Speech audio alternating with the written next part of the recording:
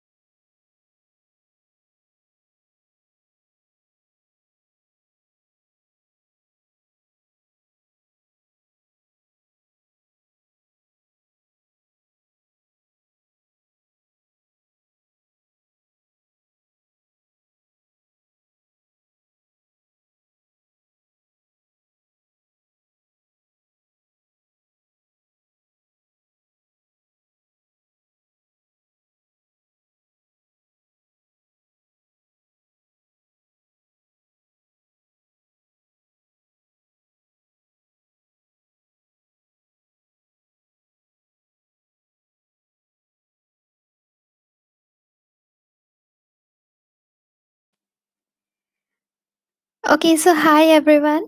Very good evening to all of you. So if you can hear me, then please give me a thumbs up and let me know whether I'm audible or not.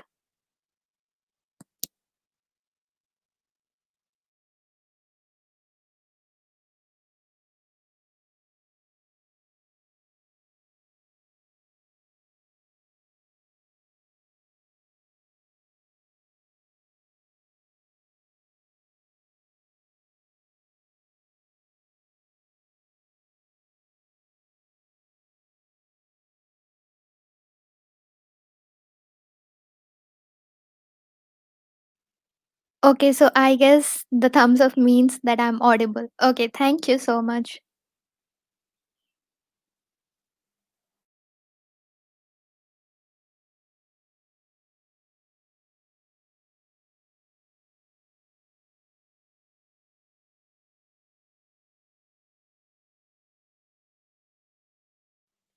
Okay, so once again, a very good evening to all of you.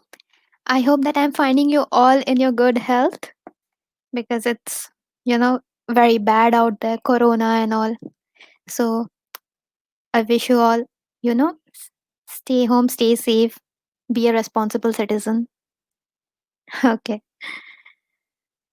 So I guess that many of you will be knowing about GirlScript. And if not, don't worry, I'm here. I'll be there to help you out. Okay, so first of all, let me introduce myself. Hello, I am Tanmay Roy. I am the moderator at GirlScript Kolkata chapter, and I am a pre-final year student pursuing my BTech in Information Technology from Institute of Engineering and Management Kolkata, which is also known as IEM Kolkata. So I welcome you all to today's session. So let me tell you a bit about GirlScript at first, because many of you are here who don't know what is GirlScript. Okay, so uh, GirlScript Foundation is the fastest growing tech community in India, registered under the Government of India. It is a non-profit organization to help beginners in technology. The main motto of GirlScript is not only to encourage gender equality in the technological sector, but also to help all the beginners in technology who are clueless at the starting phase of their education. Many of us are like that only. We don't have any clue. So, we here at GirlScript not only train them but also inform them about various national and international events, speaking opportunities, scholarships, and fellowships also.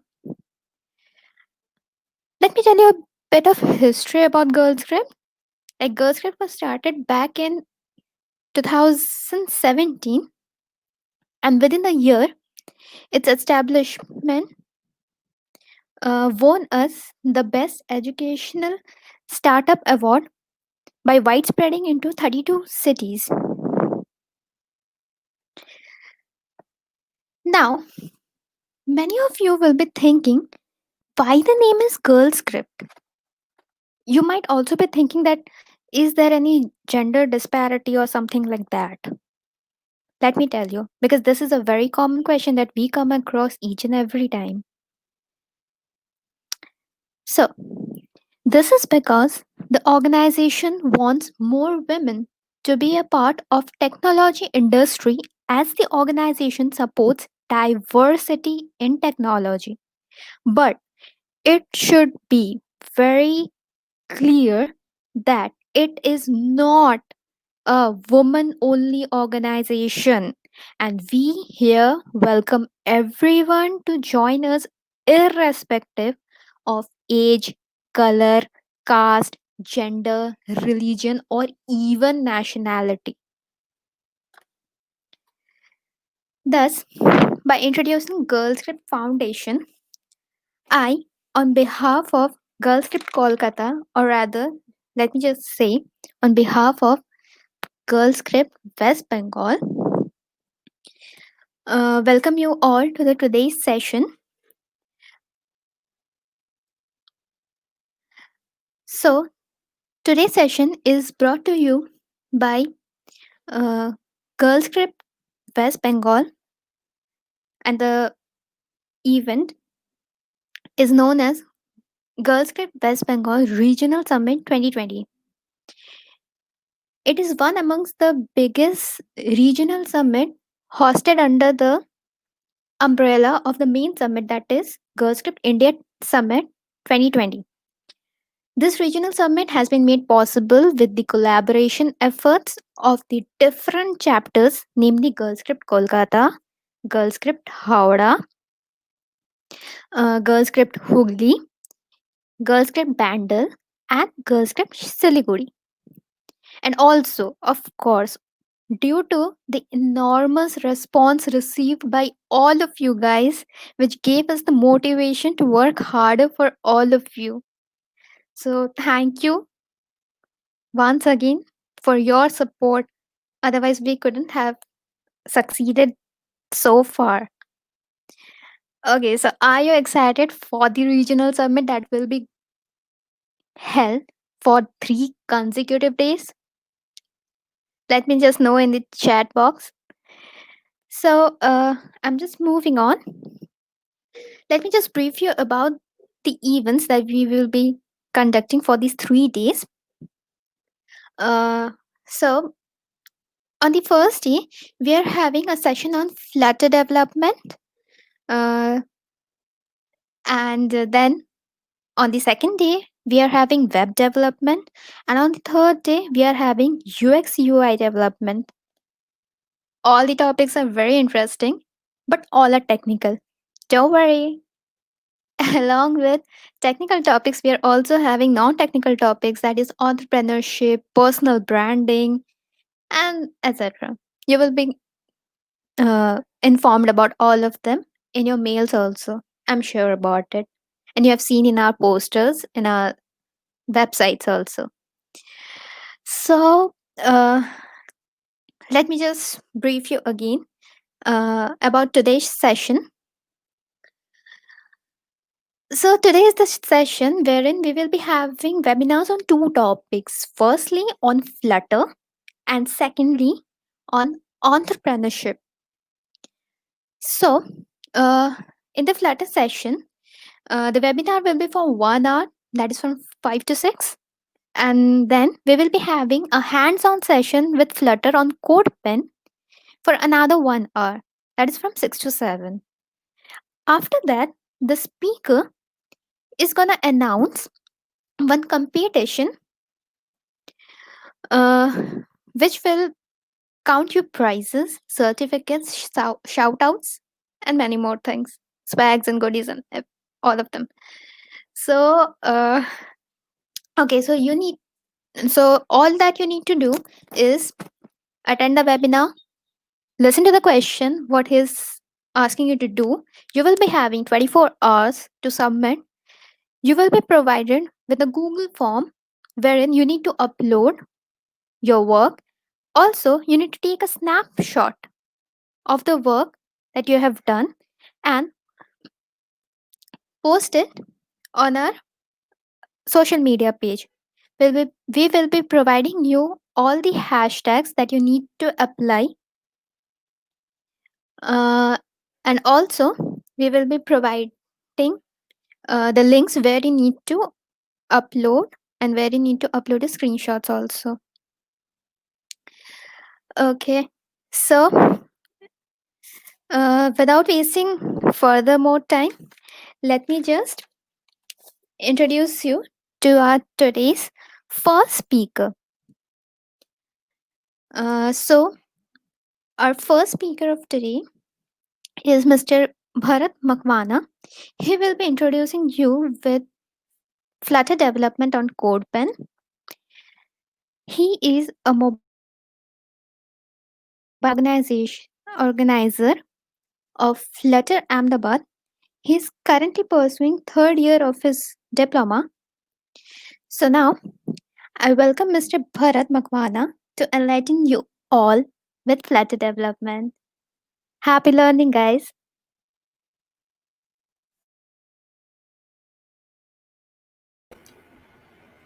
Thank you so much for good introduction, Tanmay, and thank you for having me.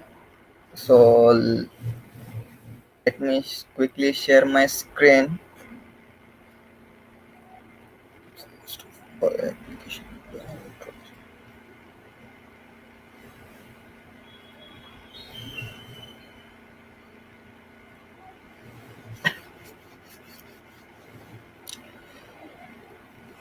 So our topic is getting started with Flutter and how to create our application and all those things. So first of all, who am I? I am Bharat Makwana, a student, a Flutter developer, a mobile application developer, and organizer of Flutter Ahmedabad. So today's agenda will be today's agenda will be what is Flutter and hands-on. Let's talk about what is Flutter. So if you are having a question like what is Flutter, good questions. So Flutter is Google's UI toolkit for building a beautiful mobile application for mobile, web, desktop from a single code base. And you can see all those beautiful designs that you are seeing right now. All those are made using Flutter. So when we talk about Flutter, we have mostly one question that we have Android development and iOS development, and there are other platforms that will let you build a cross-platform application. So why do we need Flutter? The first question will be that. So Flutter is beautiful. So if you are seeing that these designs are not easy to made on any other frameworks except Flutter, because Flutter won't let you compromise with your design. So if your designer will give you almost any design, you will be able to make that design inside Flutter. There is also another thing, that fast application development, and Flutter is also fast. So Flutter uses their own rendering engine called Skia. So all those things that you are seeing inside your screen, it is rendered by its own rendering engine. So it is using 60 frame per second rendering speed. So mostly your Android application will render your app on about 30 to 50 frame per second, but Flutter uses 60 frame per second to render your application. It is open source. So if you are having any change, if you are thinking about any changes inside Flutter and you want to make some pull request and you want to change some stuff inside Flutter, you can just make some pull request and voila, you got your code merged, and it is productive. So you have to write single code and you will be able to target multiple platform using single code, and you don't have to worry about everything. So let's talk about this tech stack.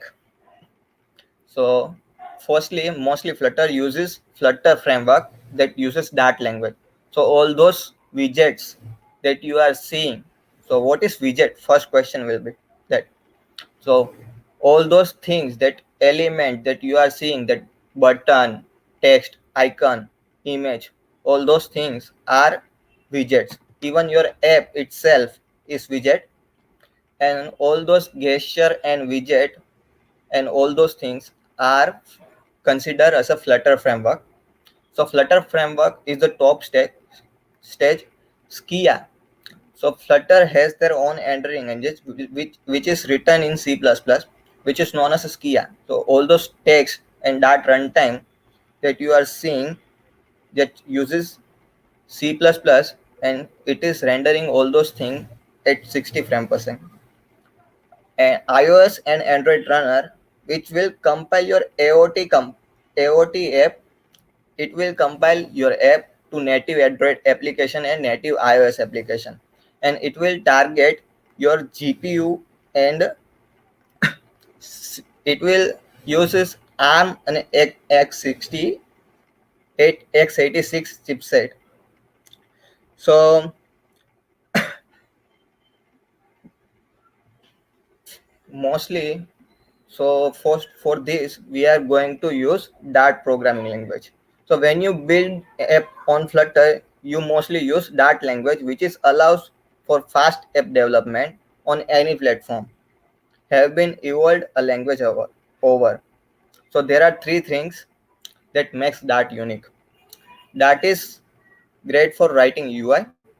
The Dart team has spent the last couple of years working with the Flutter team to on making it even easier to write a great Flutter apps and great UI. That is productive. The Dart virtual machine powers hot reload that lets you make changes on your code and instantly see the effect in running app. Compile directly to the native code to provide fantastic performance for deploying app, and that is fast on mobile, desktop, web, and all the servers. So first of all, you mostly having a question like, hey, I know Java and JavaScript and all those language. So do I have to learn Dart as well? And if I have to learn Dart, then why Dart? Why not Java and JavaScript and all those other languages? So for that, Flutter is answering the question. Let's see.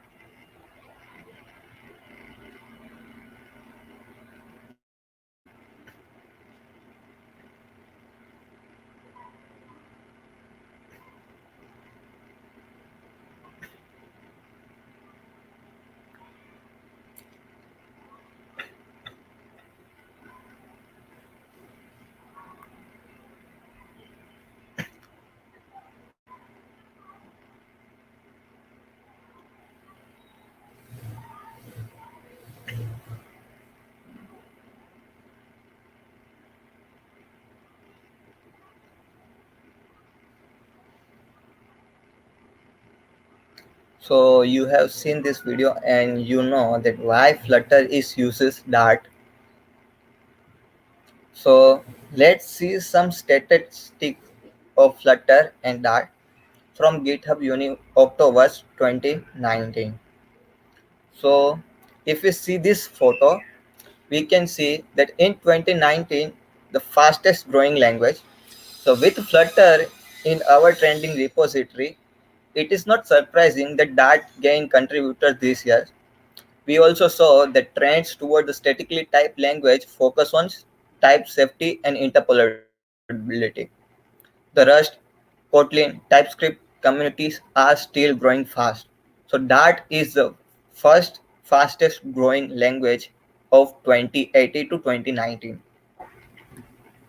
And if we talk about Flutter, we can see the top open source project by contributor.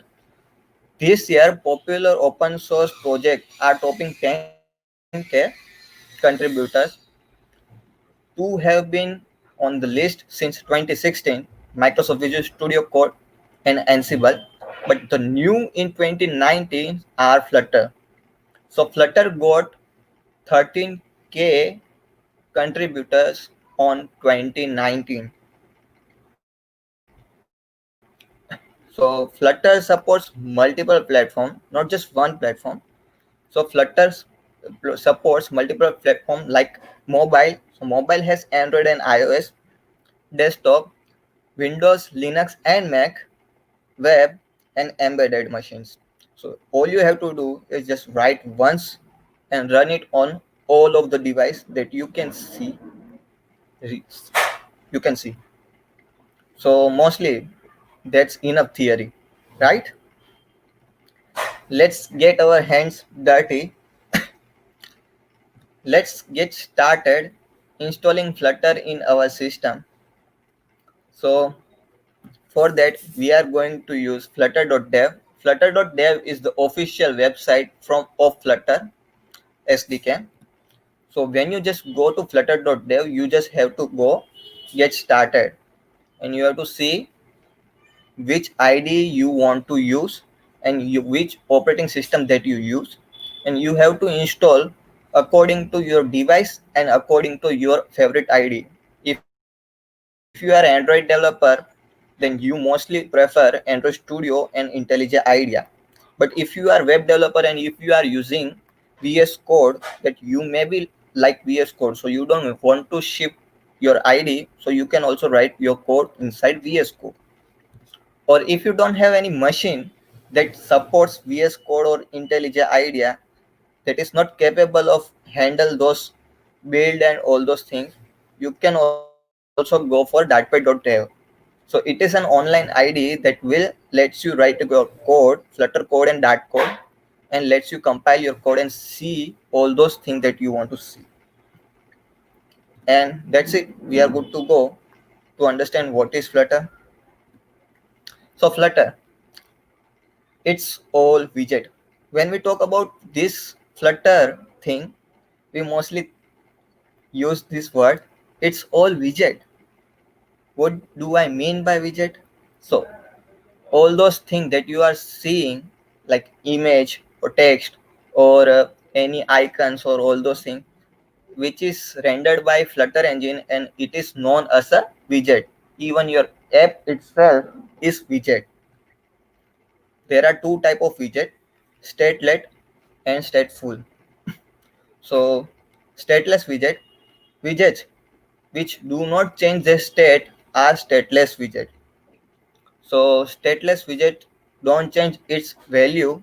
So if it's not changing its value, we don't have to change on screen anything on screen. So the title of the app which won't change, and also the image which won't change. There is another widget called stateful widget. So widget which change their state or state, which is known as a stateful widget. So if you are creating a counter application, so you mostly changing the value of your counter digit. So when you tapping on the icon and you are seeing all those things that are changing, so which at that time we are going to use stateful widget. So for example, there is text field that we are going to modify, that we text will be modified, and checkbox which also can be checked or unchecked. So we are changing state of its state. So we can see that there are widget stateless and stateful, and there is custom widget that we can make our own custom widgets as well. So in stateless widget, we are going to see assets image that is stored inside our project, text that we are not going to change our text as well, static text, and the stateful widget, which is scrollable list and scrollable anything that can be scrollable, which is our list or anything else, or animatable, which is anything you want to animate inside your screen, is known as a stateful widgets. So also being a designer, what do you see over here? So when you see this application, you might be noticing there are so many things are going on. So there is one image, there is some text, there is three and four icons and some text and all those things. As a designer, we will see like this. But as a Flutter developer, we are going to do layout breakdown, that what is it. So there are one column which accept four widget as a children. So there is one widget which is over here, image, one widget over here, another widget over here, and last widget, fourth one, is over here. And the row which is call, routine, and share. Let's break down deeply. So we know that this is image and this is text, but how did we made this one as well? So let's break down this one. So there is one row with three children. So there is one big children which contains these two text, and there is two another children which contains one icon and one text. So we know there is one icon and one text, but how did we made this one as well? So there is one column which accepts also two text, which is top to bottom. So this is how we made this one. And now let's see what is the icon thing. So we have one row with three children. Each children is known as a column with two children. The first child is icon and second child is text. In the another child, there is one icon and one text, and then that's how we made this whole design. So it is like everything is known as a tree that we see in Flutter app. So all the design that you are going to make, which is known as a widget tree.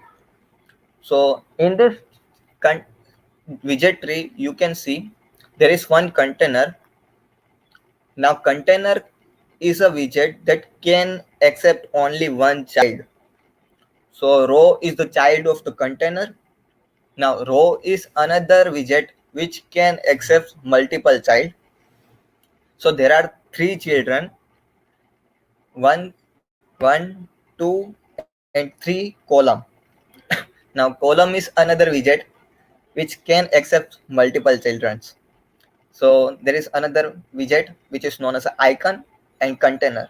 Now you already know that container can accept one widget. So we are adding a text widget, another text widget. And that's how we make our widget tree. And that's how we build our Flutter application. So when you just start building your app, this tree will be easy to see, but when you get for more complex UI, your tree will be more complicated and more bigger than usual. So how do we align all the widgets that we are going to see? So there are two type of alignment. Inside a row, there is one main axis alignment and cross axis alignment. Inside column, we can see main axis alignment and cross axis alignment. So what is main axis alignment? So mostly what row does is that it will add all those widgets from left to right. So which is known as a main axis alignment of the row. And if you want to add those row from top to bottom, then you will use cross axis alignment. Inside column, if we have in main axis alignment, it will adjust from top to bottom. And if you want to go from left to right, you will use cross axis alignment of column. So all right, what's hot in Flutter? So there is one thing, hot reload. That every single time you change inside your code and you have to compile your whole application again and again, and you have to start your application from start, and you have to reinstall your whole application. But in Flutter, you don't have to worry about that, because you just write your code and you just do hot reload, and you will see all those things inside your running app instantaneously. So you can see in this GIF or this image that you can see that icons is changing from add to favorite, and you can see the icon is changing, and you can see that counter is from plus plus to minus minus, and when this guy is tapping, you can see that counter is decreasing.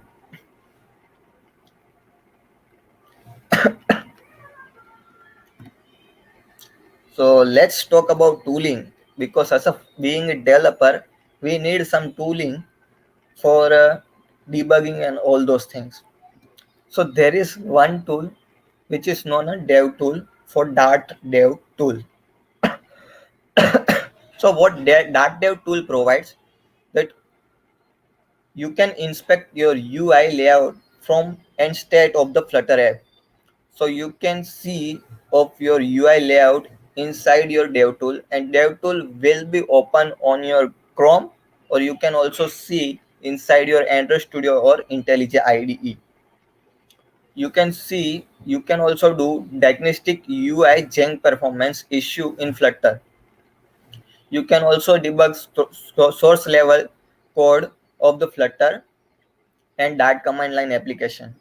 You can also debug memory leakage issue on Flutter and Dart command line app. And you can also see general log and diagnostic information about running Flutter and Dart command line application. So you can see that there is a Flutter inspector.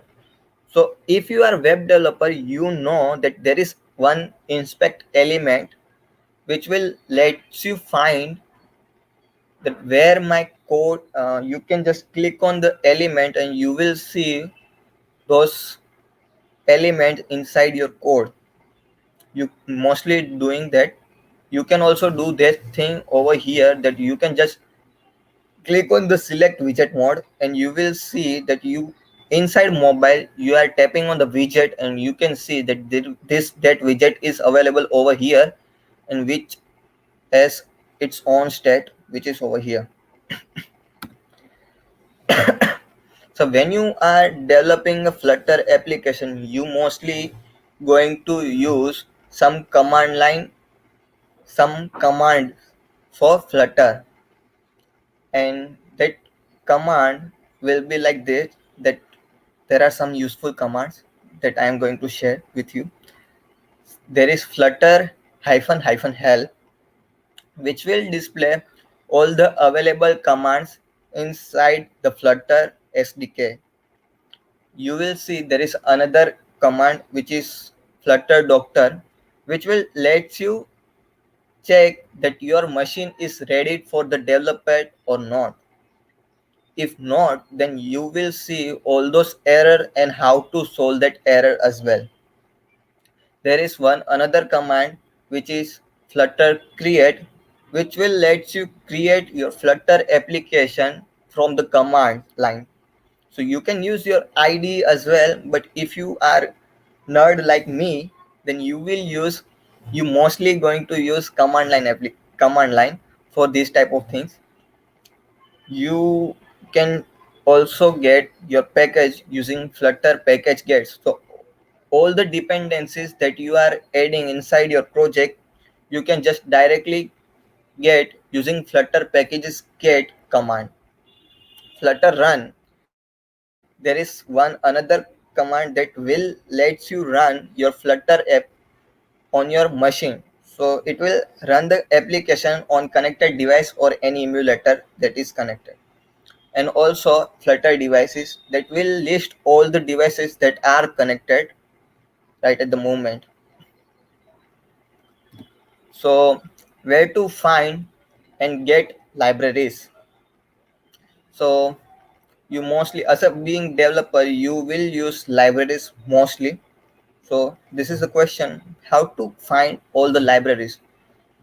So there is one website which is pub.dev. So pub.dev is the list of Play Store for Dart packages, which will lets you download all the Flutter and web and Dart dependencies that are available for the Flutter. So you can search any packages inside the search engine for Dart, and you will be able to find all those packages that are available and how to use it, and also documentations as well. Awesome.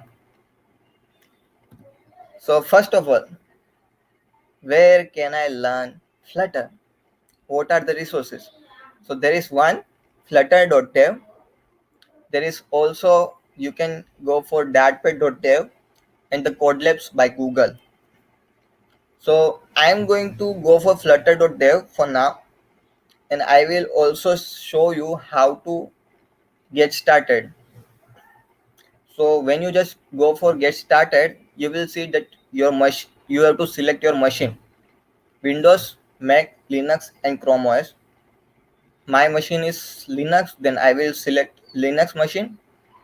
Now inside that you will see all the Flutter SD, how to set up your Flutter SDK inside your machine. So you can just see that install Flutter, and then all the commands that will let you see that your Flutter is running or not. And there is one another command which is Flutter doctor, which will let you see that your machine is ready or not for your development. So you can see that Flutter is installed, and then it is taking some time to check Android licenses. Let's wait.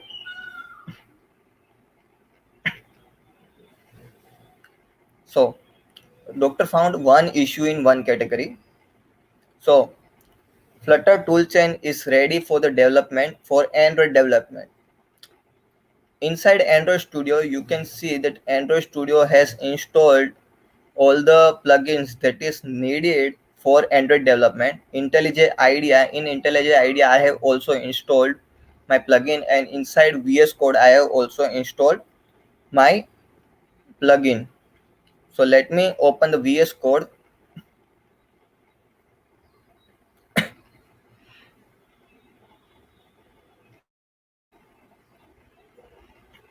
So inside VS Code, you will see there are two extensions that you have to install for development of Flutter.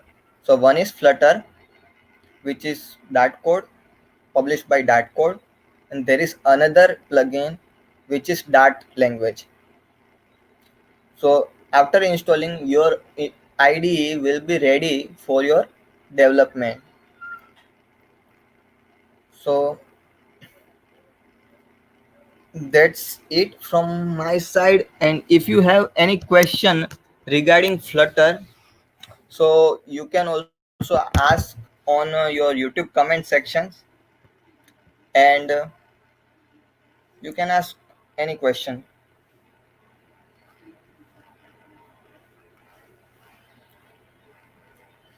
Hello, Bharat. Hi.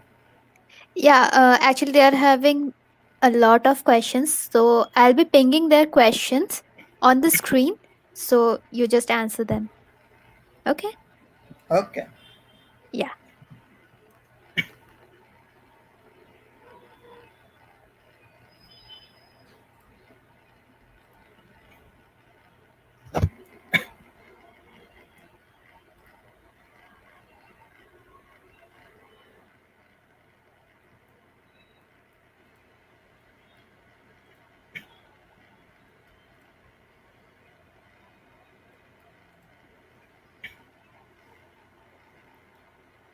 Okay. First question is, hello sir. If someone just want to start app development and have no idea in this, then he or she can directly go with Flutter or not. So Rishikesh. Okay. So yes, Rishikesh, you can directly go for Flutter if you want to build any mobile application. So Flutter is easy to learn. So all you need to know is just any programming language which follows the object oriented rules. And if you know object oriented, then you will be able to understand Flutter really easily. And I will be doing some coding session on next हमना अभी मैं coding session करने वाला हूँ. So you will see that how easy it is to build your application on Flutter as well. So yes, you can go for Flutter if you don't have any prior experience of mobile application development or web designing.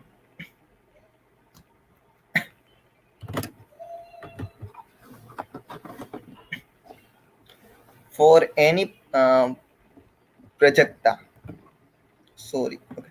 For any products these days require mobile app as well as browser. How Flutter will help here for browser development? So Flutter can in Flutter you can not only just write a mobile application for Android and iOS, but you can also write web application using the single code base.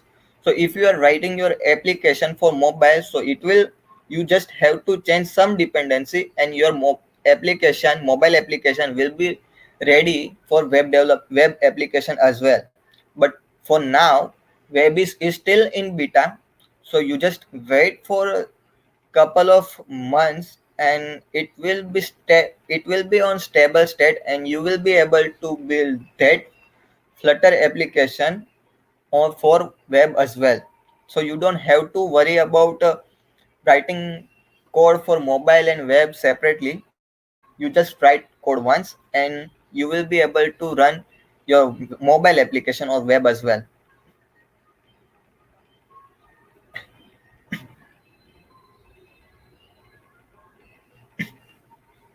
What are the prerequisite requirement to start Flutter? For now, if you want to develop Flutter application, you only need to learn any object oriented programming language or Dart. If you know that, then you will be able to understand, you will be able to write Flutter code really easily. And after writing, after some experience, you will be able to develop all the UI and mobile application using Flutter. But personally, I suggest that if you are targeting for job, then I will say that go for native mobile application development for the first 1 or 2 months. Practice it and then go for Flutter. So when you have to write native code, you won't face any problem at your job.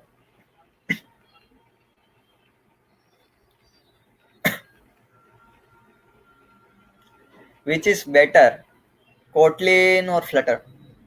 So yes, Kotlin is good, but using Kotlin you can go for a native and cross-platform application development as well. But I will prefer Flutter for cross-platform, and for native application I will go for Kotlin.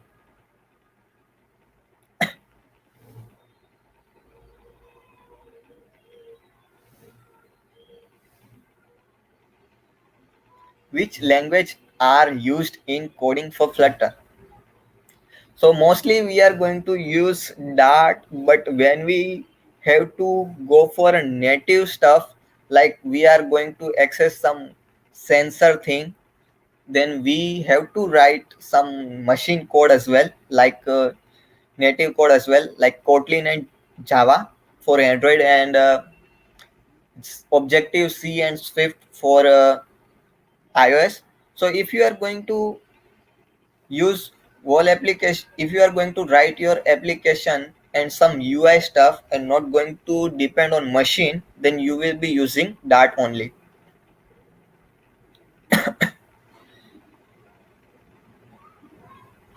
What database technologies and server side technologies go well with Flutter? So for now, Flutter has really good integration with Firebase. So for a backend and server side technologies, you can go for Firebase, but if you inside mobile, you can also go for Hive and SQFlight. This is the package that you can see. So there are some packages like for backend database and server side technologies. There is one package for Firebase, and for internal database, you there is two packages. One is Hive and one is SQFlight.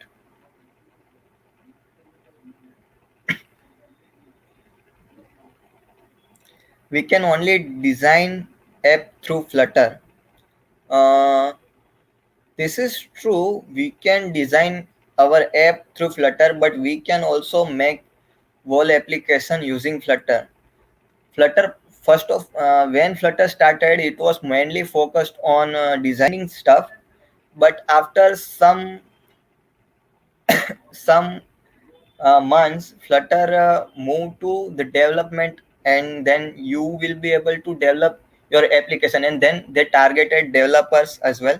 So if we talk about 1 year before, when Flutter was on beta, it was mostly focused on UI stuff, but now Flutter is also grasping a developer stuff as well. So you can now you can develop full application, production ready application using Flutter, and there are many application, about more than 100 application are live on Play Store.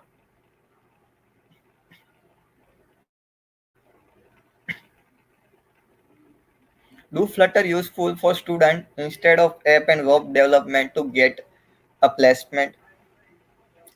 Uh, for now, I believe that for placement, when you just go for placement, you will see that a Flutter if you are applying for a Flutter development, you will see that a interviewer will ask mostly about native things as well. So if you know only Flutter, then it is not enough for to get job. But if you know any native platform like Android or iOS, then you will be able to get job really easily. So I will say that if you know Flutter, then try to go for a native Android. Try to learn native Android and some web development as well. So if you have to write native code for platform specific code, then you will be able to do that as well. So you can get priority for job as well.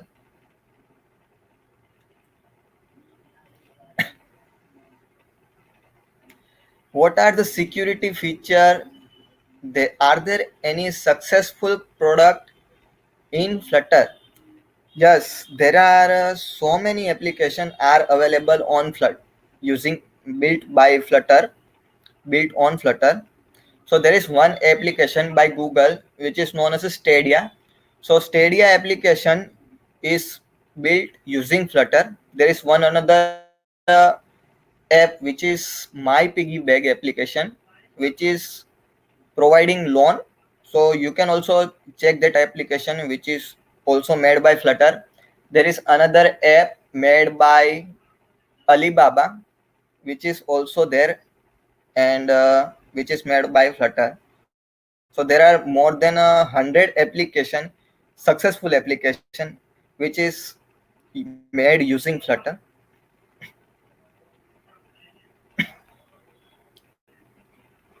So I guess that was the end of the Q&A session, and I think that we are good to go for the hands-on session. Okay. Okay, so are you ready, Bharat?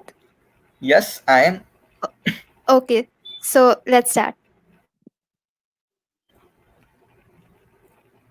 Mm, just wait. Just a second.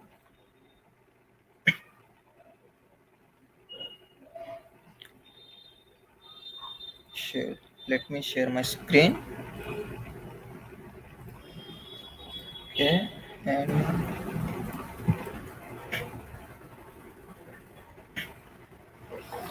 so for now, we are going to use dartpad.dev for development.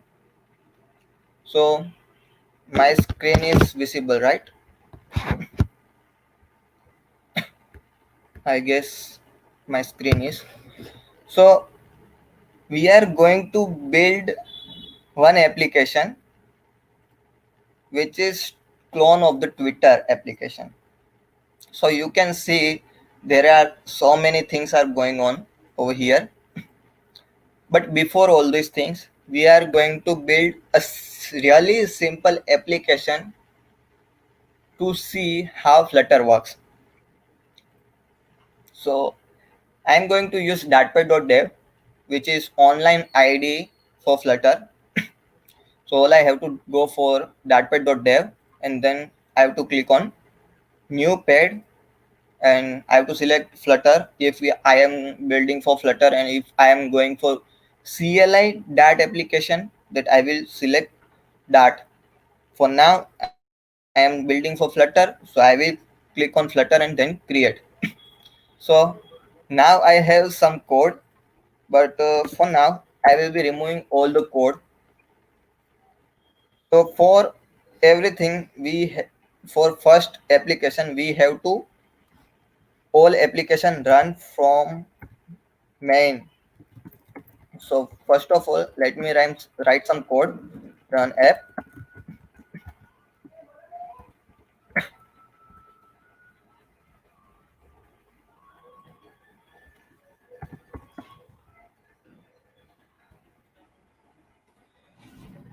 So now we have main method, which will the starting point of the application, and then we have run app. So main method has first one method called run app, which will return your which will run which will tell the Flutter application from where to start. So for now I am creating one class which is also known as a my app. So let me create one another class called my app, which extends stateless widget.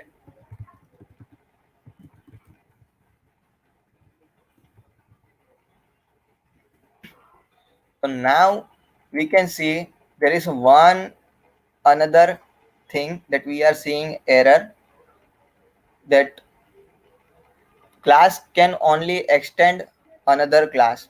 So there is no such a class we can access called stateless widget. And there is one another error, that one run app is not defined, that we are having defined over here for now. So for to access stateless widget we have to import one library. So there are two libraries, one is material and one is Cupertino.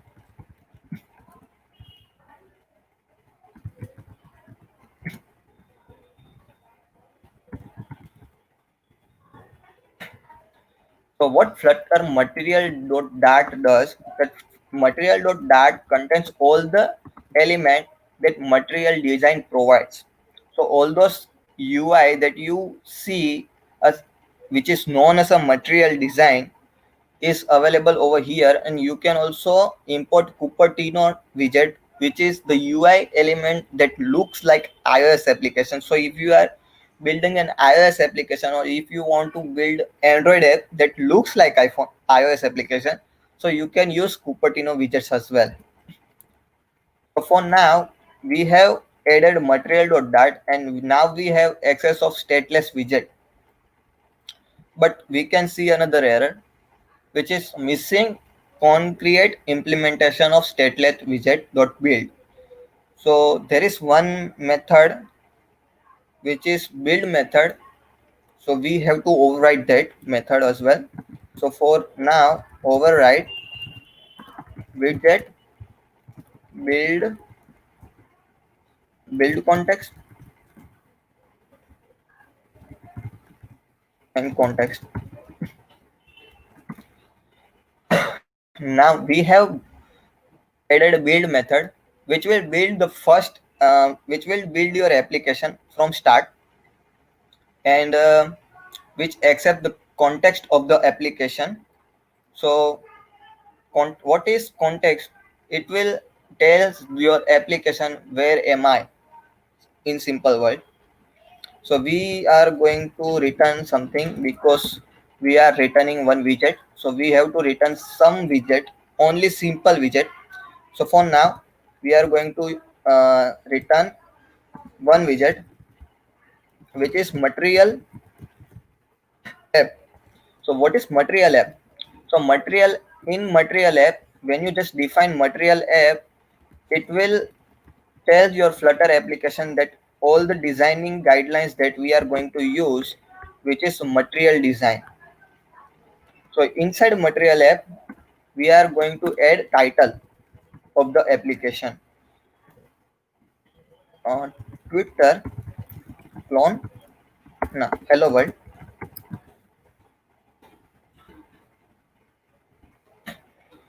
And then we are going to use home of the application. So what is the home of our application?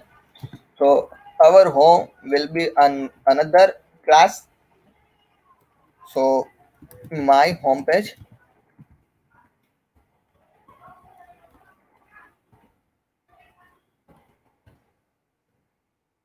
Now we have to define this class as well.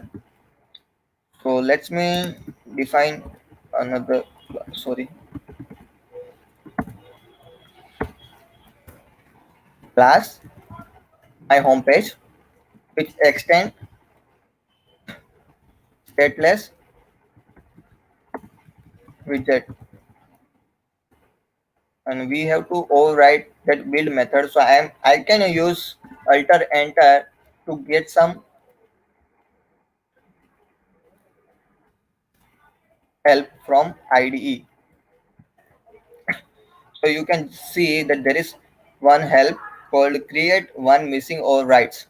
So I just click on it and I got all those build method that I have to override, and now all I have to do is just return something. So for now I am going to return scaffold.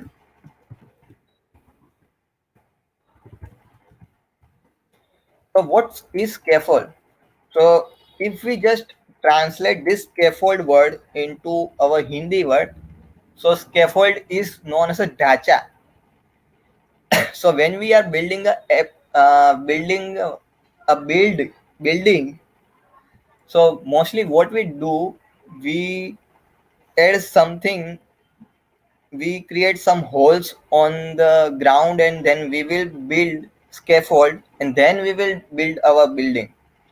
So for now, we are going to add our scaffold, and inside this scaffold, now we can see, let me show how our app looks like for now.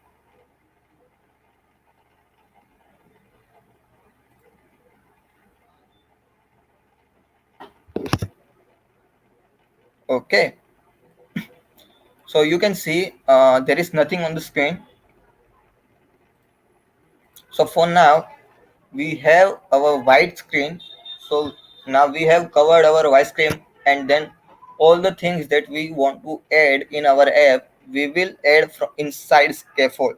So we have one thing called app bar. So what is app bar?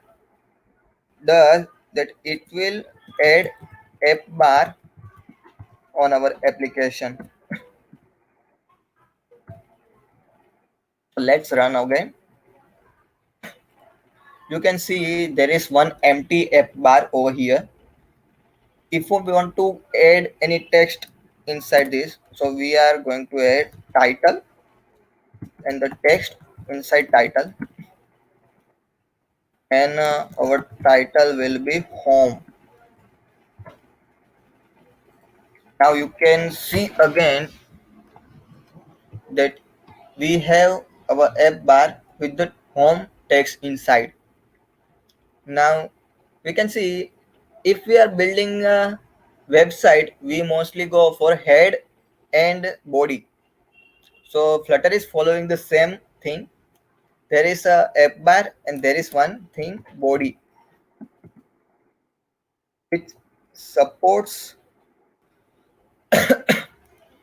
another widgets. So we are going to add center. So in center widget, all the things that we are going to add, which will be inside center. So let me add one text over here inside center, and hello world, and let me run it again. Oh shit. So there is, every widget has their own thing called child. So if one widget is accepting any another widget, so for now in center widget we can add another widget called text. So we have to define that it is child of this center widget. The text is a child of the center widget. So let me run it again. Now you can see hello world in our application. So this is how we can build our simple application with the less line of code, about less than 20 lines of code. We can see we can create a hello world application. So now we are going to build this Flutter Twitter application using Flutter. So let me remove all code and let me start from the start. So for now, I will be removing my app and I will start my app from the start. So let me create one class. My app extends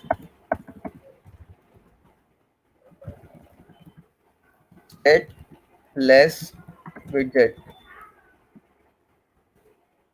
and I will override with suggestion.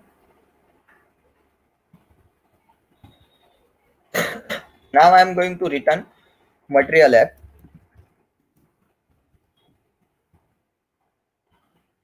It has title property in it, Twitter clone, and we have home of our application. So my home page, and we need to add semicolon inside return and then comma. So now I have to create another class which is my home page. So I will create my home page class which extends a full widget. So I have talked, you already know that there are two type of widget. One is stateless widget and there is one is stateful widget. So what stateful widget does, that we are, if we are adding any scrollable or uh, any widget that will change its value, so we are going to use stateful widget. So let me check. Okay, so now we have another error over here that I have to add a stateful widget create state. So I will add override over here that will do some create state. So in stateless widget we need build method, but in stateful widget we are going to use use create state widget as create state method. Inside create state, I have to return some stuff, but I will change how to write. I will change the way I write code. So I will do my homepage state create state, which will return my homepage state. So I will just copy from here and then paste. So now my homepage state will return create state. Okay.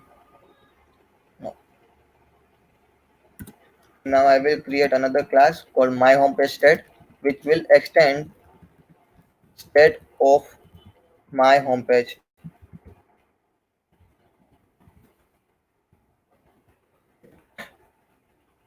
So now you can see that there is one error, my homepage state create state, which will return my homepage state. Mhm.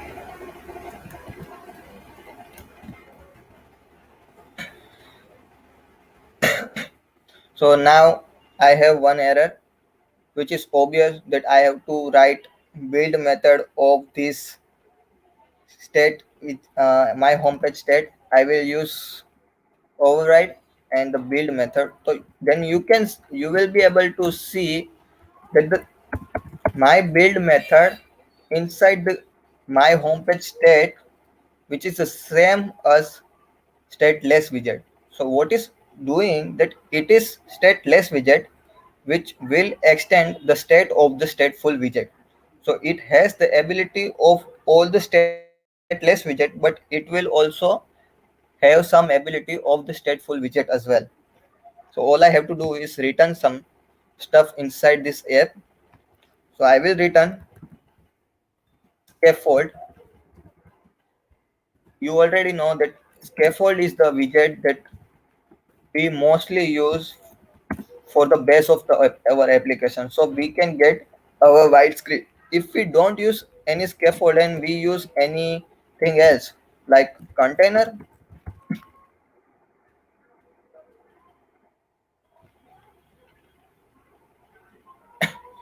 you can see there is nothing inside our screen, and you just add we just going to add text style and text hello.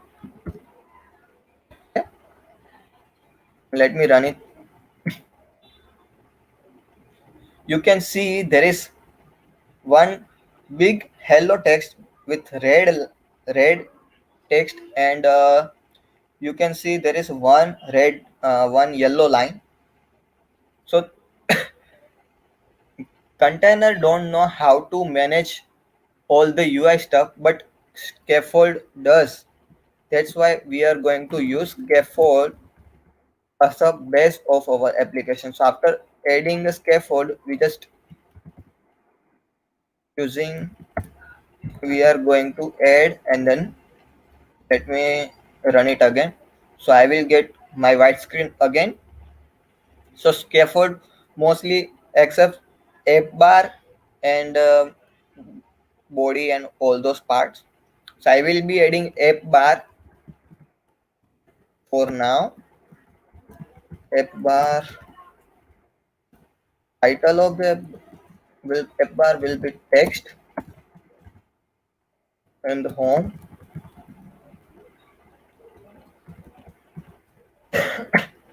and the center title. I want to center my title, so I will just use center title property, which will be by default it is false on Android, and for iOS it will be true. But for Android, I will be using center title is equal to true.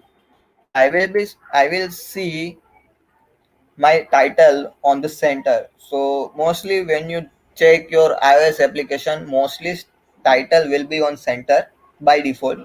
So if I want to add flare like iOS application, so I can just do that over here. Now after adding title in Twitter application, mostly what I need is bottom navigation bar. So let me just open my Twitter application so you can see.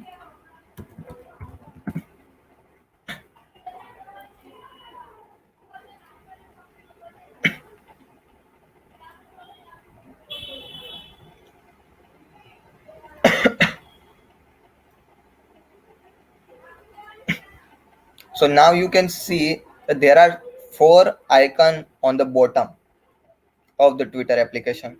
One is home, one is search, one is bell icon, and there is one for messaging. So I will add bottom navigation bar, which is another property just like a app bar. I will add over here bottom navigation bar, which accepts another widget which is also bottom app bar.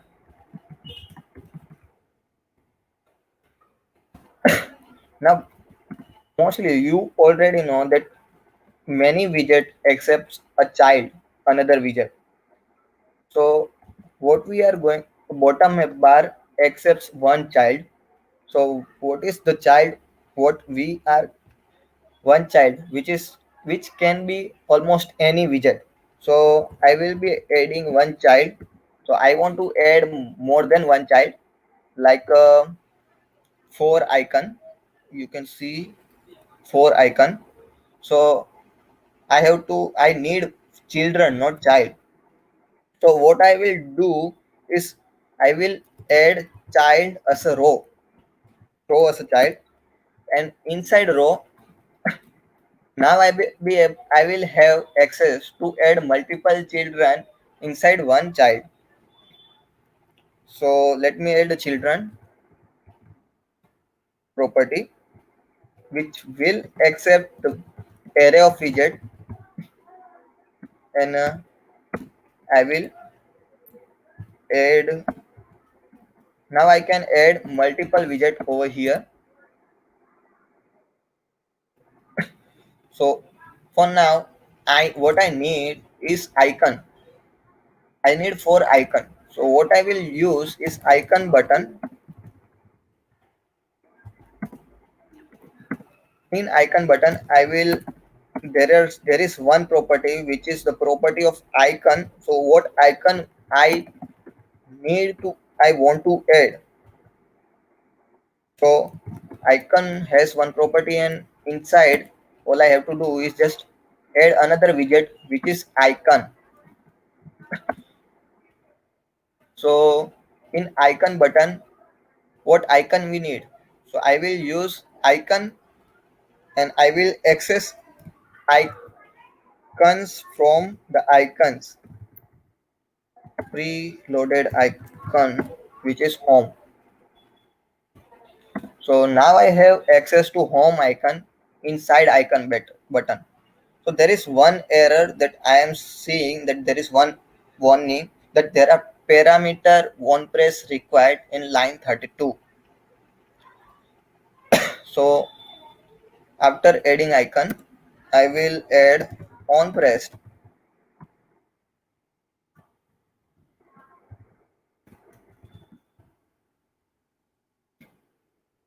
So what is on press? So when we are adding any icon inside icon button, so which is button, so all I need event handler. So for that I will be using on press. So when I press on this icon, it will accept all those things that it will do all those things that I am going to write in this body part. For now I am going to use empty body because I don't want to change anything. So let me run it over here. Run it on my machine.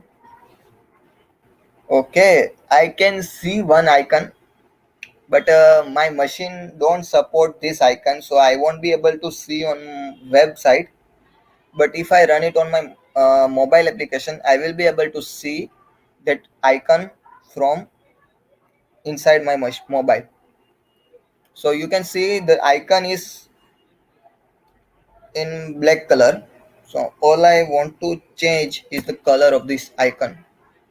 So I will use another property which is color, and the colors of blue. Now there is one error that how there is one error which is expected to find column comma. So all those properties that you are writing, you can just separate using comma. And there is one formatter over here, so I will just reformat my code and let me run it again. Now you can see that my icon is in blue color. Now I know you can't see my icon, but you can see that color over here. Now after adding icon button, what I need four icon. One, two, three, four. I have added one icon. So what I will do is just copy and paste four times. Then I will run it again. Now I have four icon with the different color, with the same color. So all I have to change its property. So second we search. The third icon is notification, and okay, there is no notifications, I guess. Yep. And there is fourth icon which is message. So mail underscore outline. And let's run it again. So now you can see there are four icon. I forgot to change the color of this icon, so I will change the color from single black 48 45. Then I will copy and paste over here.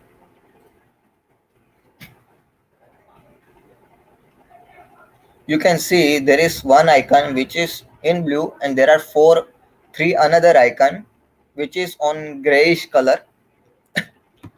So now I have access to four icon, but the alignment of this four icon is not what I am thinking, like which is aligned to left of the screen, and I need to space between all these icons. So what I will do is I will add one another line inside row. The main axis,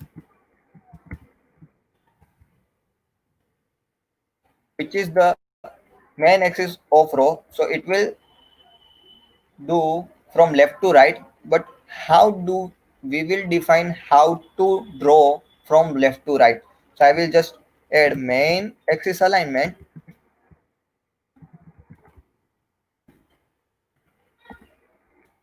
and dot space evenly. Now I am defining that alignment of my row will be the size of the screen, and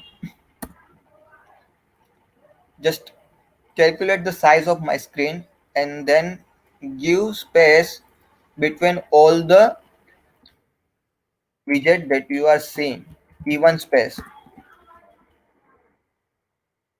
Now I'm not having error, and let me run it again.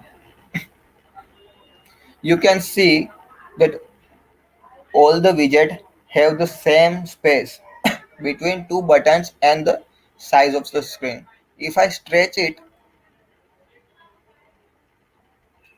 it will add automatically it will automatically add space between all the widget that you are seeing, which is also icon. So now we have bottom navigation, bottom bar. So I will add body.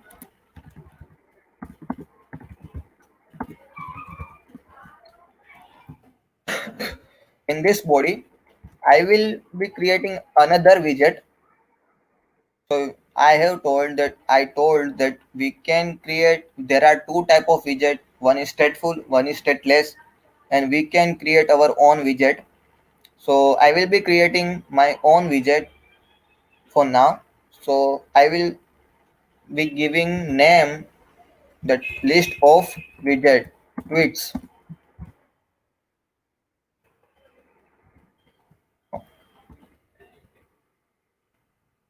Now I have to create this whole widget. Now how widget list of tweets, and I will give it body. Now you know that I have added the return type called widget. So I have to return something. So what I will return is the row of the widget. So there are two widget that I'm going to return, and those two widget will be custom made. So children,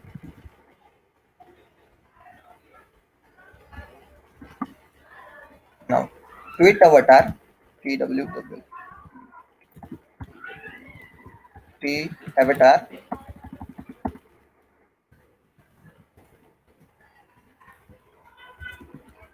and the body of the tweet.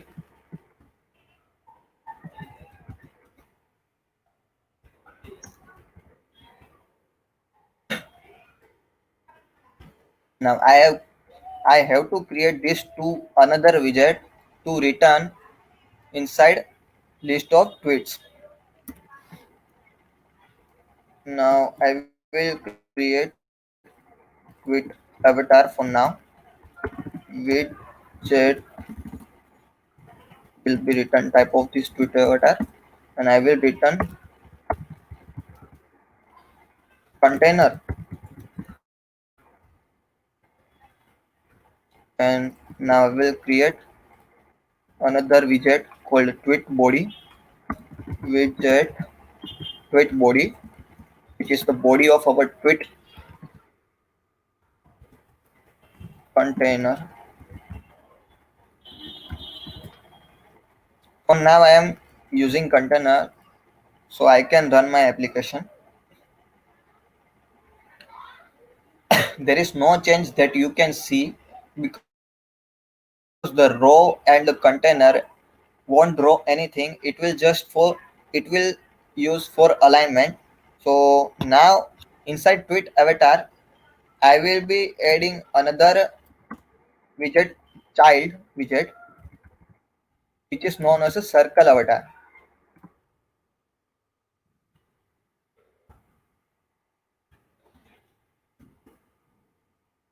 Now after adding circle avatar, I will add I will run application, so you will be able to see the circle avatar over here.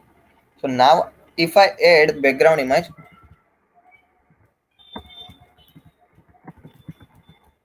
which is the network image, I will be fetching all images from network. So all I have to do is just add a network image and pass the link. So I will be finding list, I will find one image from internet and I will add the link. So I will use placeholder.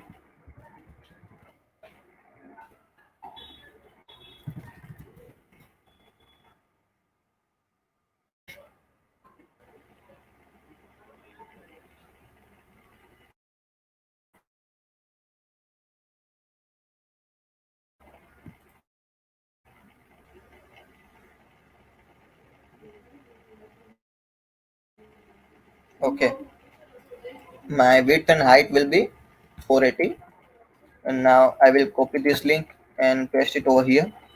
Now let's run it again.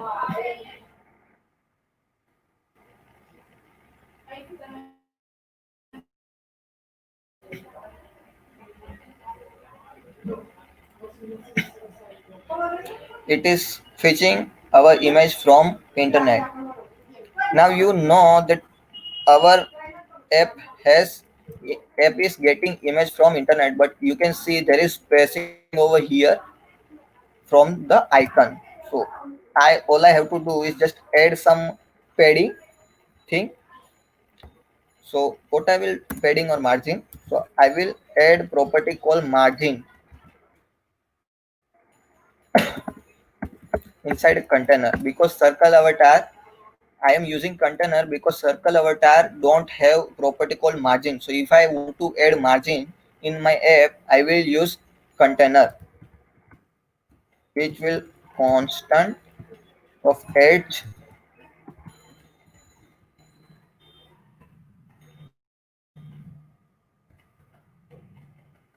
So margin property accepts class called edge inserts, which is the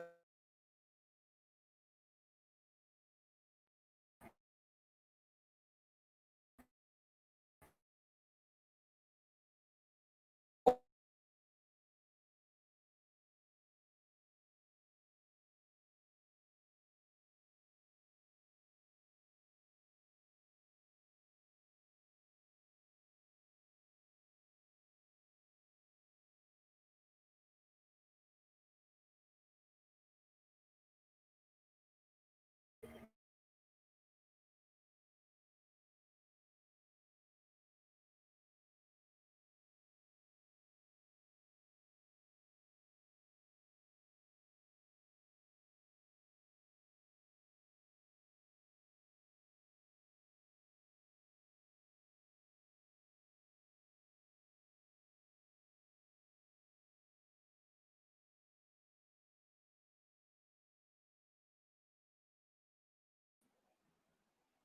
Guys, I think that Bharat is having some issues with his internet. Let's just wait for few minutes.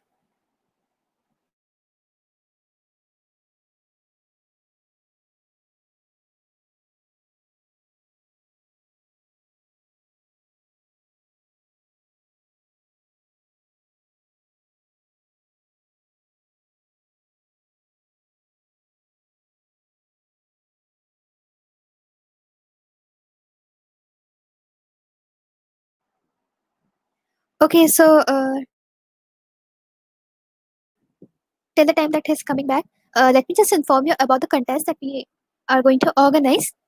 After this hands-on session, we will be having a Flutter contest, wherein the question will be provided by Bharat himself. Okay, and you have to complete the question within 24 hours. We will be circulating a Google form wherein you have to upload your work, and also you need to take a snapshot of your work and you have to post it on the link on our social media site. The link will be provided to you, and the hashtags will also be provided to you. Apart from this, we are also having a social media battle contest, wherein you have to post your thoughts on any social media platform and use proper hashtags. The hashtags will be provided by us to you. So don't worry about the hashtags. Everything will be mentioned and everything will be provided to you via email. Okay? I'll be adding them in the banners also. So we are having Mr. Bharat back. So I'll let him continue. Please, Bharat.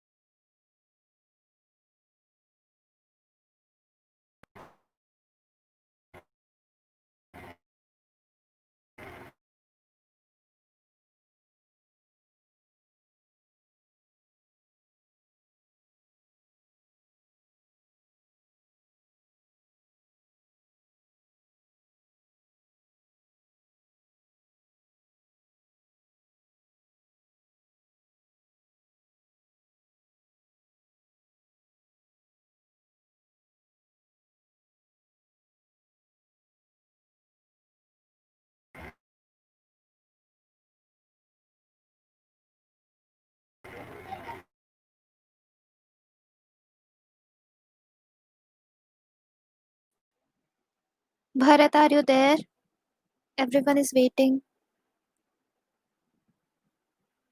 Okay. I guess he lost his connection once again.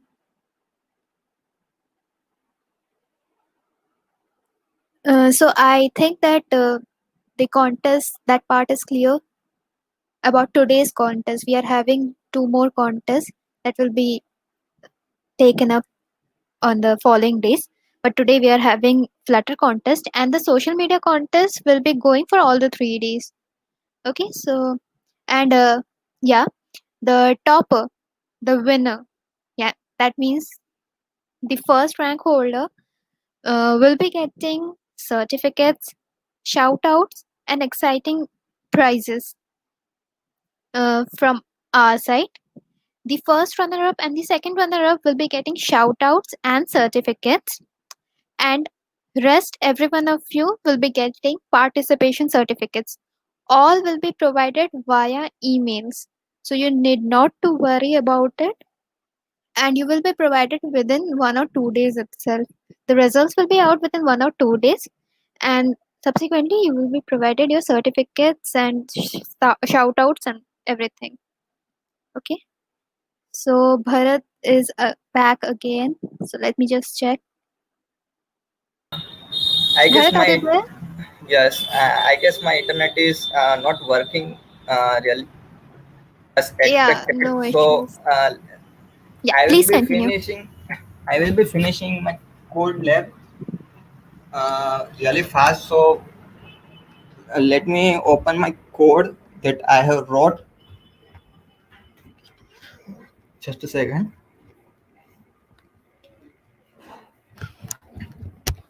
Mhm.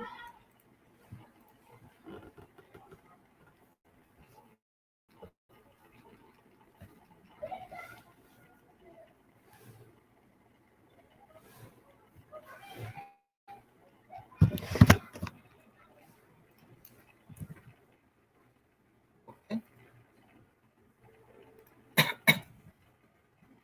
So now I have 8 insets all. So I can add LTRB. So it will LTRB. So it will add left, top, right, and bottom. But I will be using all. So it will add automatically, adding margin to every side of my application. So I will run it, and I can see there is a paid margin from left, top, bottom, and right.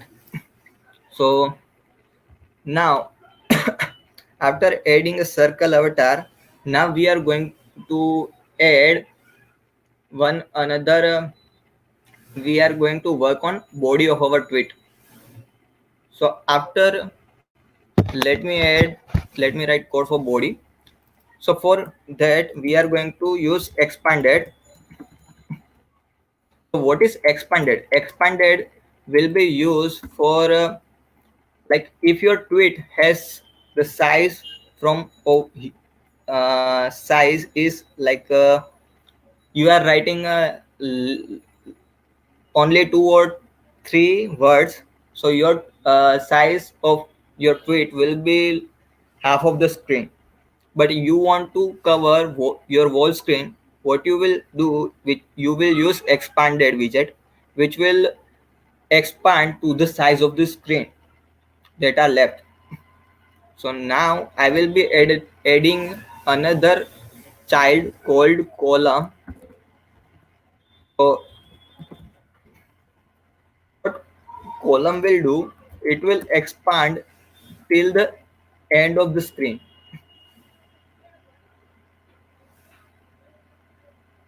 uh, okay, so it will expand till the end of the screen. So I will add children, and children will accept the array of widget.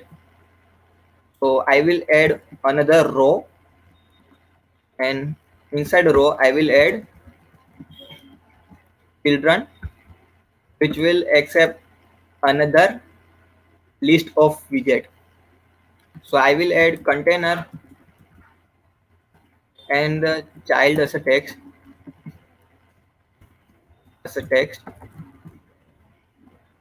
Now text will have text property for now.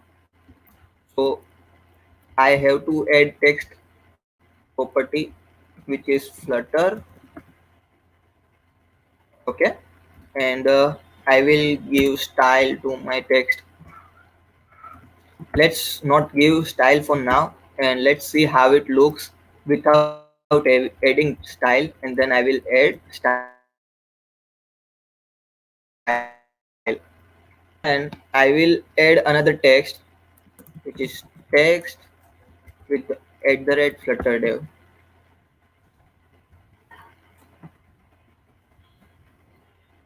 flutterdev. And 5 minutes ago, so flutterdev tweeted 5 minutes ago, and style will be, no, let's not give it style for now, and finish it and then run it. You can see there is a one thing called flutter@flutterdev 5 minutes ago.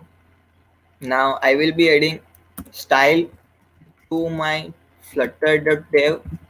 Text style is the widget that I am going to use for adding style. Color, which is colors.gray. And then I will give style to Flutter as well. So style, text style, which is color colors.black, and the font weight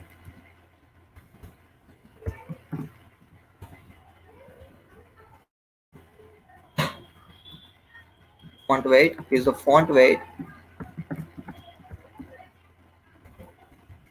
dot bold.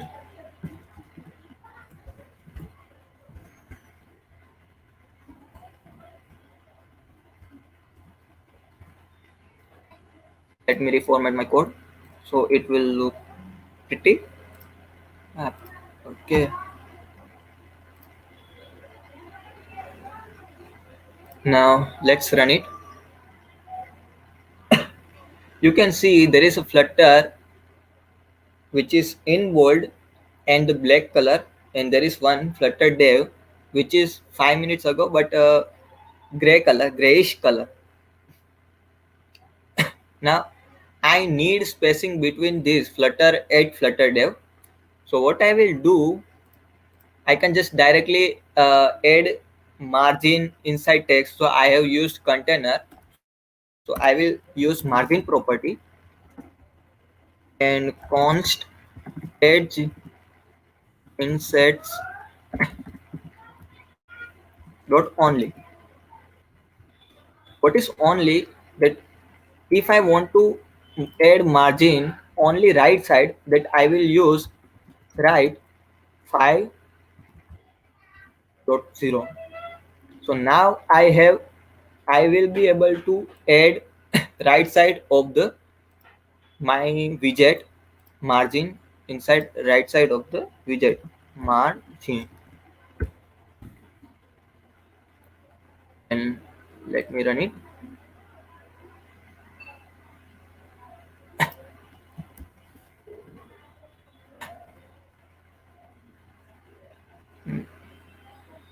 Now you can see there is a space between Flutter and @Flutter dev. So that's why I have used container and not directly text widget.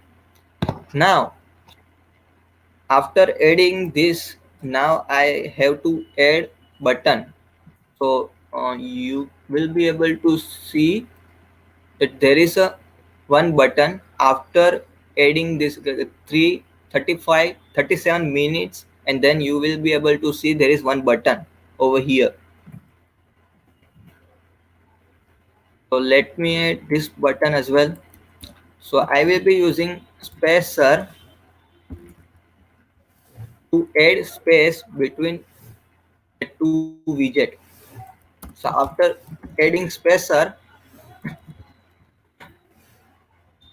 I will use icon which is icons of keyboard underscore arrow underscore down. Let's run it. Icon button. Okay, icon button needs on press event handler. So now you can see there is a one button, but I can't tap on it because you won't be able to see that ripple in effect inside my app. So if I'm zooming, you won't, I'm clicking on it and you can't see any ripple effect that I am clicking on it. So if I want to add those click event handler, what I will do is that inside icon button, I will add one another property called on press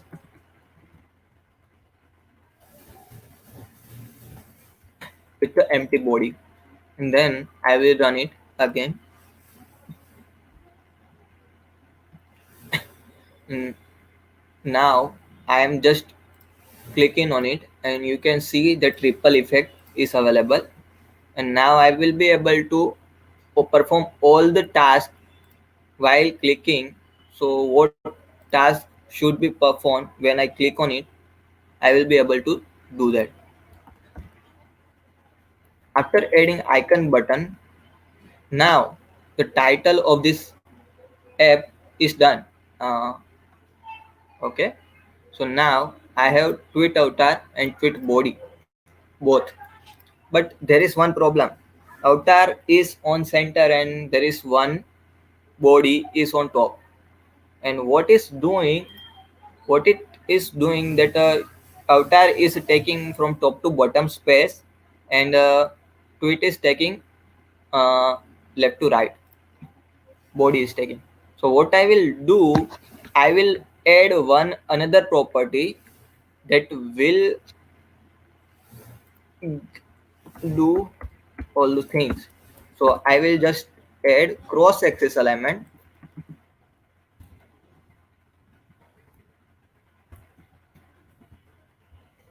cross axis alignment dot start. So now what I'm saying that, hey row, what you have to do is just start from start, not from center. So let me run it again. Now you can see that the icon is on top, the start of the screen, and it is not taking much space. Now after adding all the body part, which is from here, this is icon and avatar and this is body part. So let me show my Twitter application, real application. So this is icon, and this whole part from here to here is a body part of the Twitter application. So let's just add the another icon button, and after icon button text. Okay.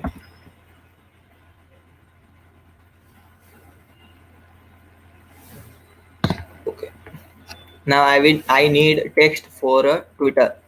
So let me see that there is a one text called officially done with my internship and so. So I will add the text. So I will just do is just text and hello world. This is first tweet from Flutter dev.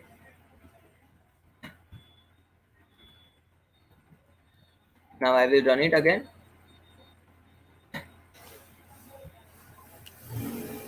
Okay. After adding spacer, oh no, sorry. I am adding this text on wrong place.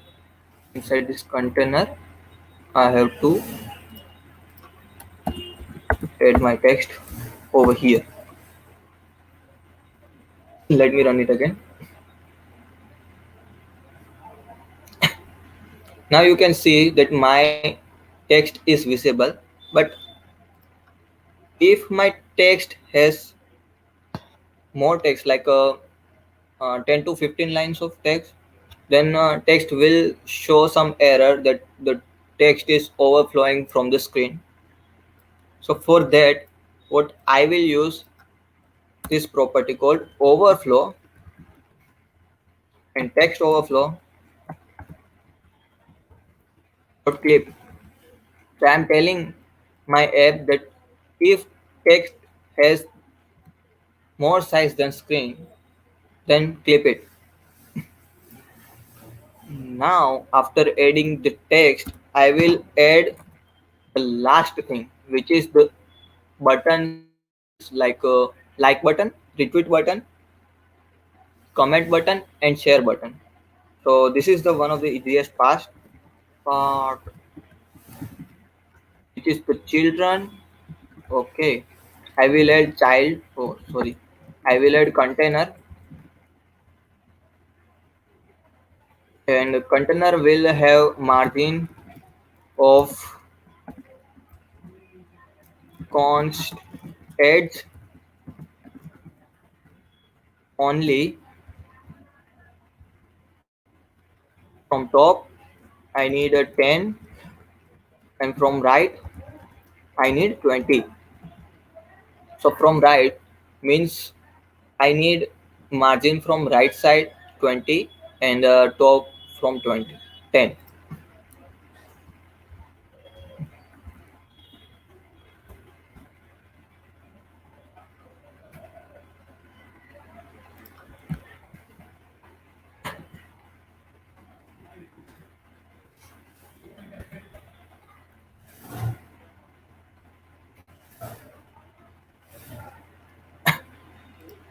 Margin const it insets only from top and right. Now I will add child, which is row, because we want to add from left to right. I will be using row, and row will have children of widget, and I will create one another widget which is tweet icon button. So I will CHILD and tweet icon button is icons dot, which is not going to accept anything for now, and I will edit this widget for about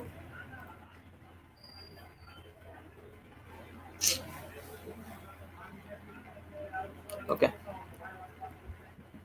4 times, and I will be separating all this widget from using comma. And now I will create another widget which is tweet icon, and it will accept icon data, icon, and string, which is the text. And let me add body. I will return a row children. Now I will add icon because I need icon. Icon will be icon, and the size of the icon will be 18.0, and color of the icon will be colors of black 46, black 45. Icon data. Now I have added my icon.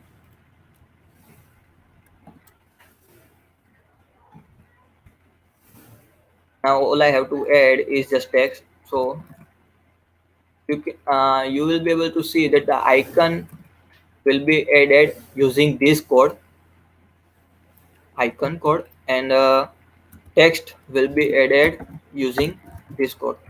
Container margin const edge insert. Okay.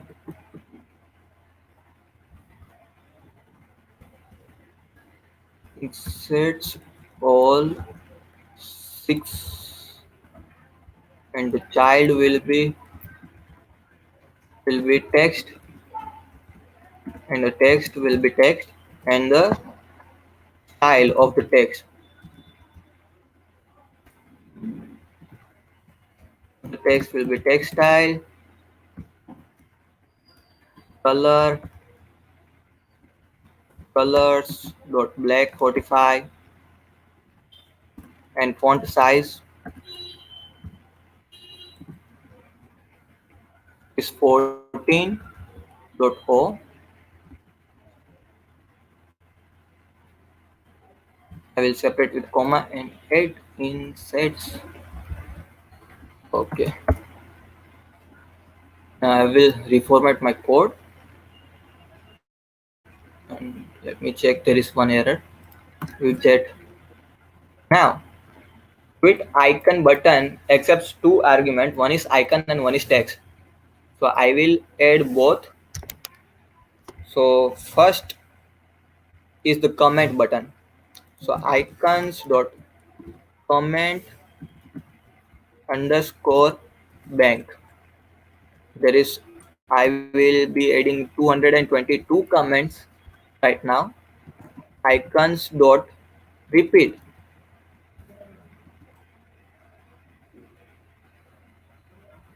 and I will add 2k retweets,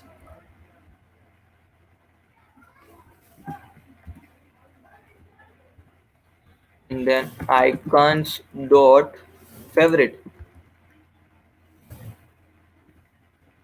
border. I will be adding 22k likes. Now icons dot share. Now share in Twitter won't be counted, so I will be appending empty string. Now I am having children. Let me reformat my code, but for now I will add some comments. Okay. Now let me run it. You can see there is icons, but we are having the same problem that we may faced on bottom app bar. So we know the solution is the we know solution, which is main axis alignment.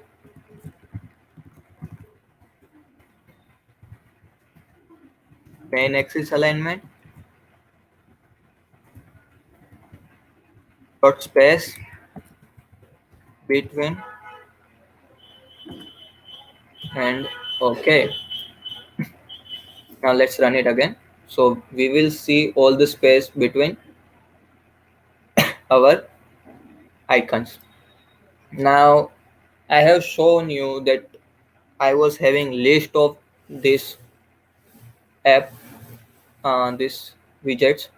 So all I will do is inside list of tweets, I will pass list as a body. So all I have to do is add a list view. Now you already know, you know that the many widget that the row and column will accept array of widget, but inside list view we can also add array of widget. So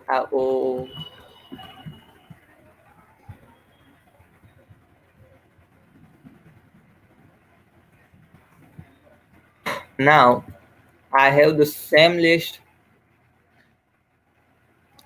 but scrollable. Now if I add this multiple, okay, if I add this code multiple time,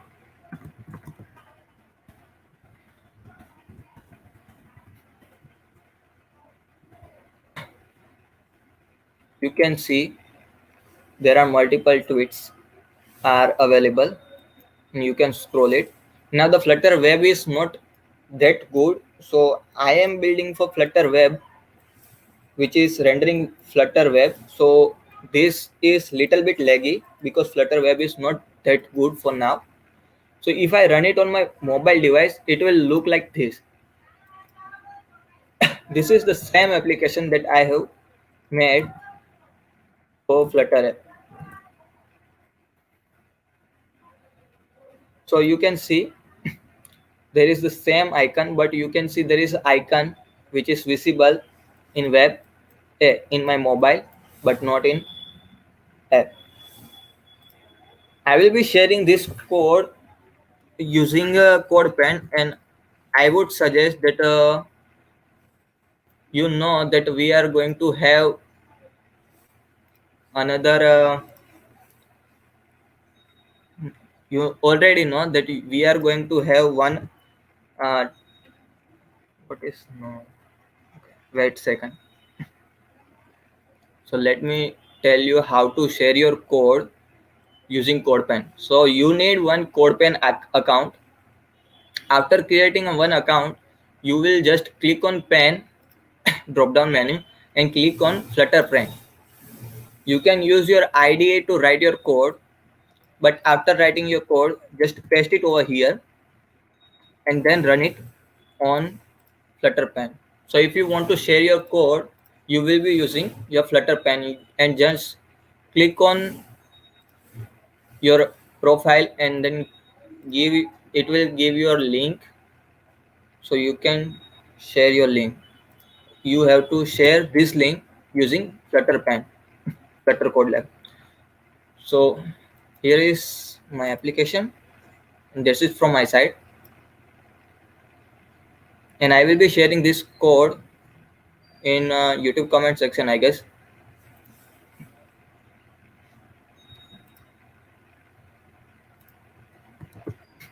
Okay, so I think that the hands-on session has come to an end. Yes. Okay, so let's just take up some of the questions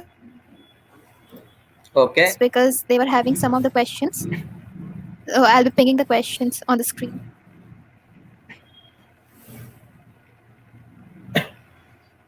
Android Studio versus Flutter. What are the difference?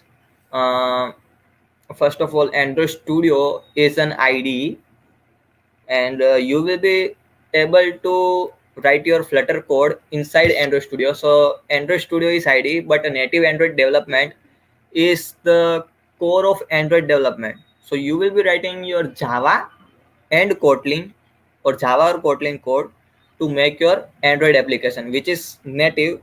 And when you write your Flutter application, which is cross-platform, so that's it. Android Studio means Android native Android will use native Android component, and Flutter will use its own components.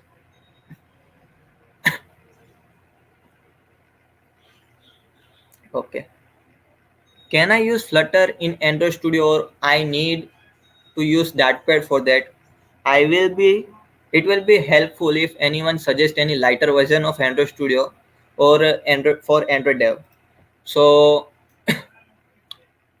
if your computer is not having enough specification that can run Android application or build application, so I will suggest that you can use Visual Studio Code for Flutter application development.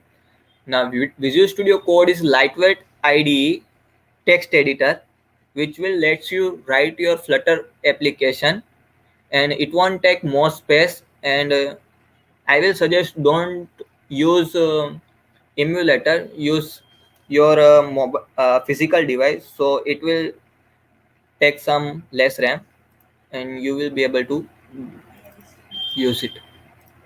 Next. Uh, there were only these questions. So I would request all Okay. our viewers, if if they are having any other questions, they can ping the speaker personally. The link is available in the description. Now we are going to have a contest, a Flutter development contest. So the question Bharat, can you please once again tell them the question? Um, so you have to create one profile application, one screen application profile. So you mostly see that your application is like when you mostly seeing that Facebook, Instagram, and Twitter has their own section of profile that where you can see your profile, where you will be able to see your name, photo, about section, and some other photos and followers and following and all those things. So if you want to create a social media profile application, you will be able to, you can do that. And you can also do your business cards profile application. So if you want to create a application that contains your photo and your business profile, you can do that as well. So all you have to do is just create one profile application that can be anything but one screen. Okay, so now let me just highlight the rules of the competition. You will be getting 24 hours to submit your work. You need to upload your work on the Google form that has been shown and is also in the description. Also, you need to take a snapshot of your work and post it on our event page on Facebook. I have pinned it on the screen, the link for it on the screen. And that's it. I've already announced about the prizes, the winners, and all. Once again, let me just brief it that the winner, the topper, will be getting a shout out, a certificate, and some cool prizes. The first runner up and the second runner up will be getting shout outs and certificates, and rest every one of you will be getting certificates all via emails. And if you So, want by to share this, your snapshot, sorry, if you want to share your snapshot on Twitter, you can tag official handle of the GirlScript Bengal, GirlScript Kolkata, and you can also tag me over there. yes, of course, you should be tagging him. So thank you, Bharat. That was really a very insightful session. Thank you so much. Thank you for having me. Yeah, and by this, I think we have come to an end for our this session. So thanks a lot, guys.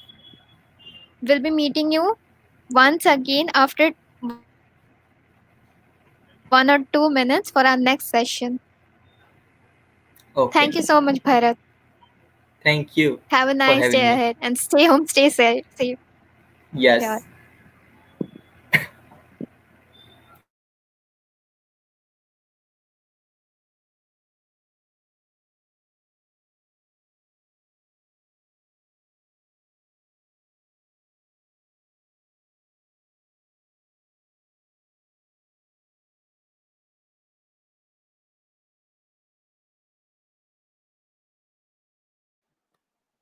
Okay, so now we are ready for our next session, that is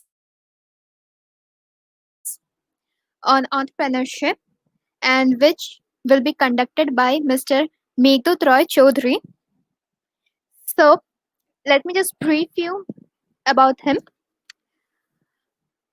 Uh, okay, so he's an entrepreneur, public speaker, stand-up mentor, startup mentor, and a change maker on a mission to redefine the future of education.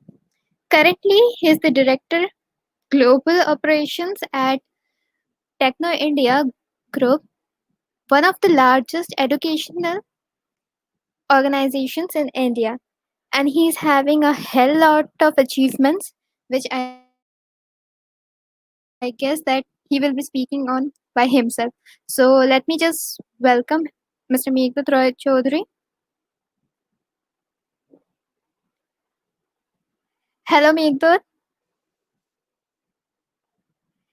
I think your mic is not on.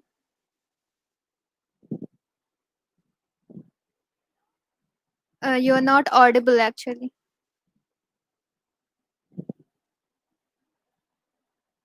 Hello. Am I audible now? Yeah, you're audible now. Can you just Great. increase the volume? Hello, can you hear me? Yeah, I can hear you now. Is it Hello perfectly and welcome. audible, or does it have to be better? No, it's okay now.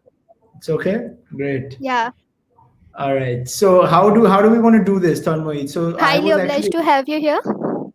Thank you very much. There's nothing to be obliged. I had a little bit of free time, and I love GirlScript and the work that you guys are doing. I've hosted workshops with you guys before as well, so happy to be here. Oh, that's great. Okay, so I'll hand over the whole stage to you. So it's yours now. Continue. Okay. So I have to take this on by myself. That's should be fun, I guess. Hi, everyone, wherever you are joining in from.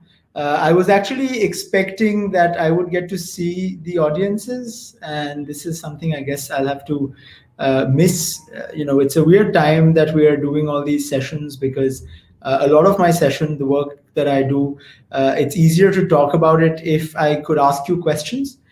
So, given the current circumstance and the fact that I would not be able to ask you questions as such and get to know more about yourselves, you can't mentor people if you do not hear about their problems in the first place. So let's kind of try and figure out how we're going to make the session itself work. Where can I see questions and answers here? Can people ask me questions? So let's try it out with the possibility. Just let me know what you are currently doing in your life. If you're tuning in right now, maybe I can see the comments. I'm guessing if you can put in the comment section what you're currently doing. So in one or two words is fine. Student, entrepreneur, aspiring entrepreneur. You're currently working somewhere. Name of your company. Anything at all. I just want to figure out how the session is going to work.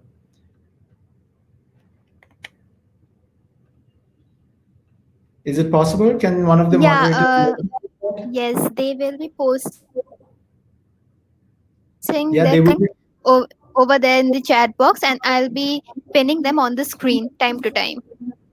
So wait, if you pin them on the screen, can I see it on StreamYard, or should I go to Facebook? I go to No, YouTube. no, you can.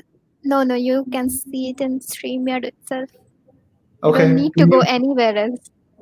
Great. Okay. So let's just pin any of the answers that we're getting right now. I would like to. Yeah. This will be a very interactive session, and this is why I'm really missing having people on the call itself. Okay. So I'm getting some answers. Prabhakar says student. Manish says student. Anyone else? Can you just quickly tell me what you're up to right now?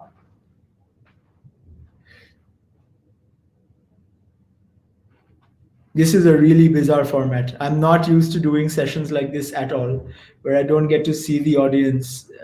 Normally, if you've ever attended one of my sessions before, it's extremely interactive, and I think the most important bit is feeding off of the energy of the audiences. I guess that's what I'm missing the most. But anyway, I'm guessing there's a couple of students. I'm guessing some more will be entrepreneurs. Let's kind of get down to today's topic. And the topic that I wanted to talk about, especially today, was how can students, especially college students, take up entrepreneurship, or as we say in the current gig economy, in the economy that we're living in. How can you become a solopreneur by staying at home? And a very good example, I guess, was given by the last speaker, who was, I'm guessing, somebody who does a lot of web development work himself. And all of you had come here to listen to him talk, right? And that's something that he probably did not have a lot of backing. He probably did not have a company backing him. And he came here to talk to you all about the work he does. And all of you were feeding off of his energy. You were learning from him. And that's the kind of world that we're moving to every single day. That's the kind of world that I'm very glad that we are living in, wherein any student, if they are studying in college right now, or if they're in high school and they want to start a business, they can do that from the confines of their garage. At the end of the day, entrepreneurship is a mindset. Entrepreneurship is not really about starting a company or starting a huge multi-million dollar venture or having your own $1 million enterprise or making a unicorn. It definitely is part of what the world of entrepreneurship is about, but it's not only restricted to that. And that's where the democratization of the entire entrepreneurship space is something that has been something very, very interesting in the last few years. And we call these people solopreneurs. We call people who can start their businesses staying at home or from the confines of their home offices. It's become quite the norm in the COVID time. They can start these offices staying at home. So what does it mean? What do these people do? What is it that sets them apart? And how do they make money? That's what we're going to talk about today. I guess everyone who's in college right now could definitely do with a little bit more money. It's always nice to have a bit of pocket money, apart from what your parents give you, and it just gives you a little bit of freedom. When I was in college, it's something I've always had businesses on the side. When I was in college, I've done bunch of odd jobs, everything from running bars to selling products, code. I can remember even when I was in school. I remember I used to sell Tazos. I think you guys are probably too young to know about this, but back in the day, with packets of chips, I don't remember. I think it was Lay's or Cheetos. There used to be these little circular things that you could connect with one another, and it had like photos of Pokemon or something on them. I don't even remember what they were. But back in the day, that was what used to be a great resource, because if you had access to these rare Tazos, you could potentially trade them for more number of Tazos. And this is what we used to do during lunchtime. So I remember from when I was in school, fourth, fifth, sixth grade, I guess, I was already doing these kind of odd things. And having whatever the currency is not really important. Be it money, be it Tazos, be it social clout. There'd be different people who work for different things, and I've always had this kind of an outlook to try and find out what can be done outside of the scope of my education as well. Now, interesting in this space is that it's not a new thing I'm talking about. Solopreneurship or freelancing is not something new. I remember even when I was in college, or maybe when I was in high school, I used to have these tuition teachers who were basically just a little bit older than me. Maybe they had cracked an IIT or they had cracked one of these other good engineering colleges, and they would always reach out like, "Oh, hey, are you looking for private tuition lessons?" And private tuitions are something that have been the norm in India for very many years, right? And it's something that gives you money. You're able to utilize your free time for doing something that normally you would not find time to do. And that's basically it. You make some money on the side, and it's a way for you to keep learning as well. That's a lot of the reason why these older dadas of college would end up taking these jobs, is so that you can keep adept at the languages that I mean, computer languages, or that you're currently working on in college. A good way to do that is by getting younger students and picking their brains on it. So that's the first kind of solopreneurship. And it's something that's been the norm in India for many years now. Is find out students of your own and give them lessons. And I think most of us have done that at some point. Now, because of the possibility of reaching out to so many people through social media, making money at home has become a lot easier than ever before.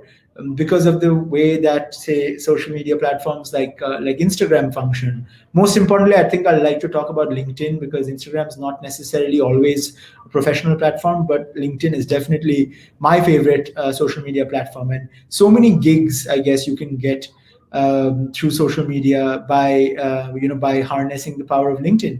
So the one example I'd like to give you. So back in my days of college, when I was at Stanford, I had a very interesting professor called Guy Kawasaki. I don't know if you've heard of him. Guy was one of the first evangelists for Apple. If you've heard Apple, you probably have. Everyone's heard of Apple. So he was the first marketing manager and evangelist for Apple. He's the person who basically created the first set of social media campaigns. Back then there was no social media, so media campaigns, media spends. And he told us a very interesting story in class one day. So we were taking this class on technology entrepreneurship, and he comes into class and he says, my son is an idiot. And we're like, okay, whatever. Why is this guy talking about his son in this classroom about technology entrepreneurship? So we asked him, guy, what do you mean? What do you mean your son's an idiot? He said, I went to his LinkedIn profile the other day, and I saw that he has this photo where he's looking kind of droopy, and it's definitely not a very professional photo. And he's got his arms around one of his friends, taken in a very dark environment, really not made to be like a LinkedIn profile. And so I asked him, son, what's the deal? Why don't you put a little bit of time and optimize your LinkedIn profile? And guy's son apparently said something like, but dad, like I don't really use LinkedIn. I just made it on a whim. I'm like more of a Facebook guy or an Instagram guy. And this is, I'm telling you guys a story of when I was in college, right? So it's like 6 years ago. And guy's son, guy basically told his son, son, it's not you who doesn't use LinkedIn. It's actually the whole world which uses LinkedIn to look for you.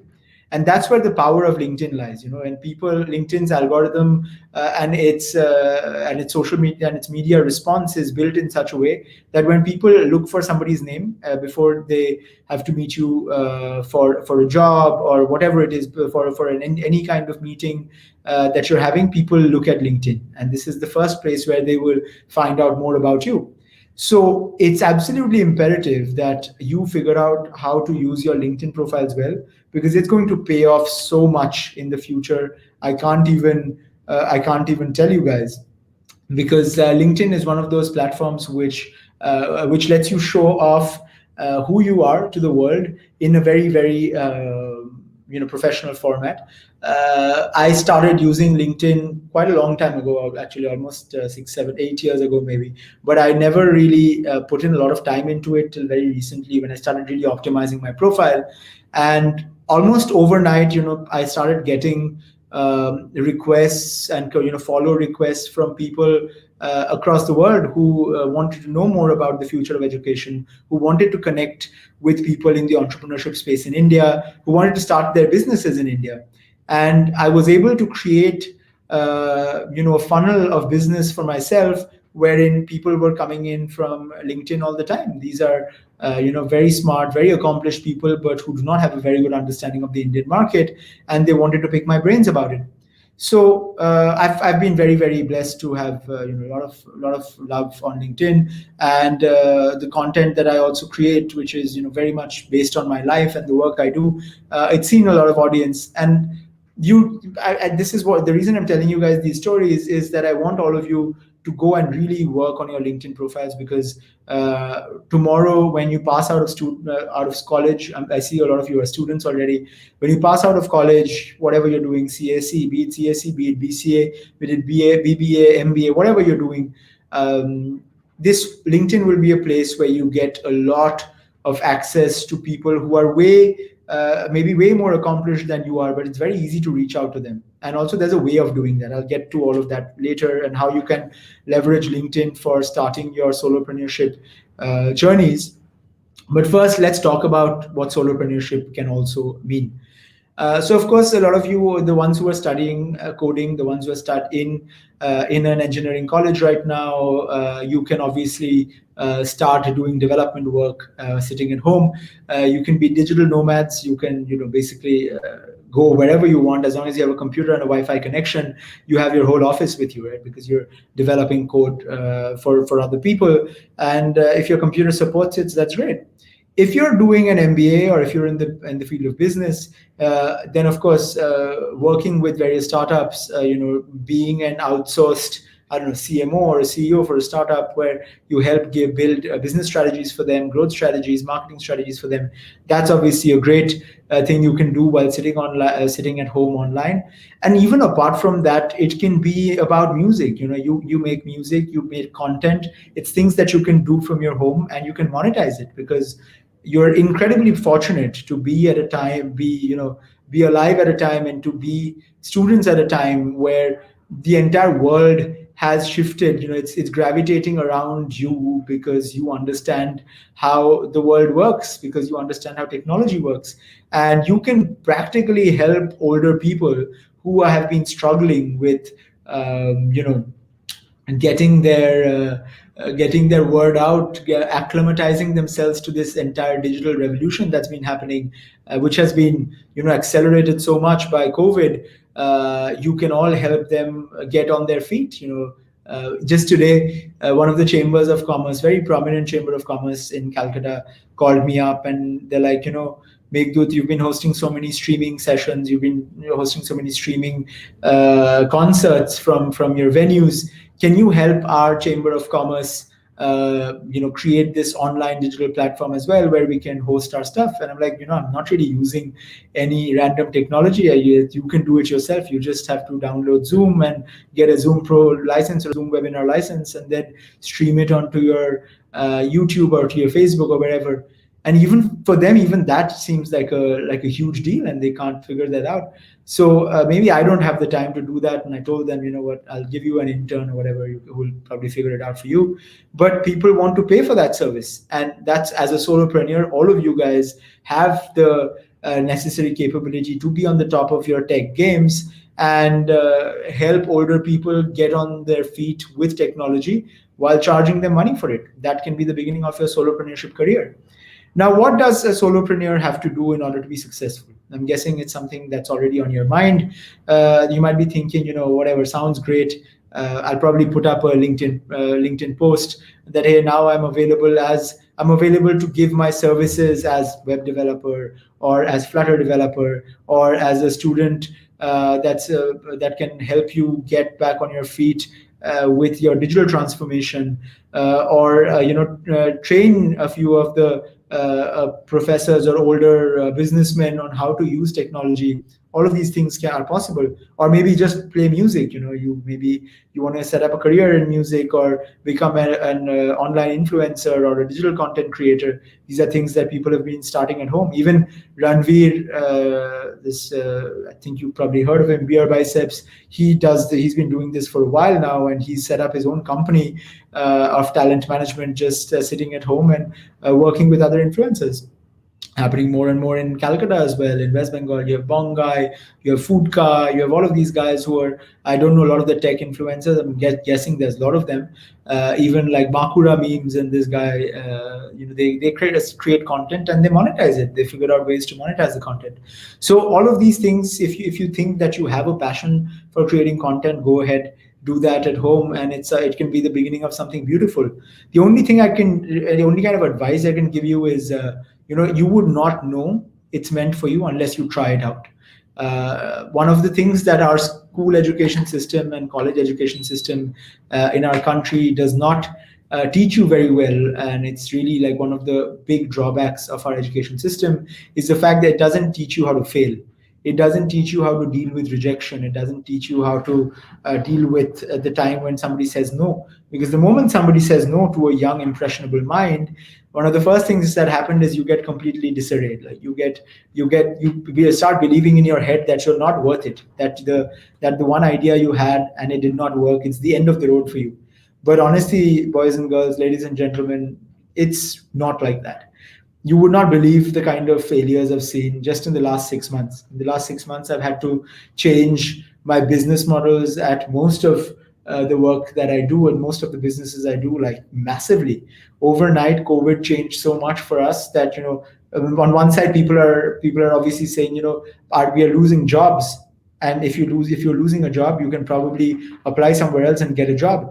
If you've invested a few crores into a business at some point, and then overnight you have nobody to come into your business, nobody is coming into that physical space anymore, it's a huge backlash. And dealing with rejection, I think, is one of the biggest lessons that you can teach yourself. It's not very easy to do as well. I mean, I can go along, talking about it all day, all night, and say, it's you should be at the top of the game, and you should be able to take rejection on like a boss. Whatever I say, it's not going to help because it's not that easy. You have to be confident with yourself. You have to be confident with yourself that, hey, you know what? If this doesn't work, something else will. And I believe that the COVID crisis will become this massive leveler in our society. The best of the best will get where they had to go. If you look at some of the biggest companies in the world, a lot of companies have shut down, and a lot of companies have increased their revenues and their sales by like 500%.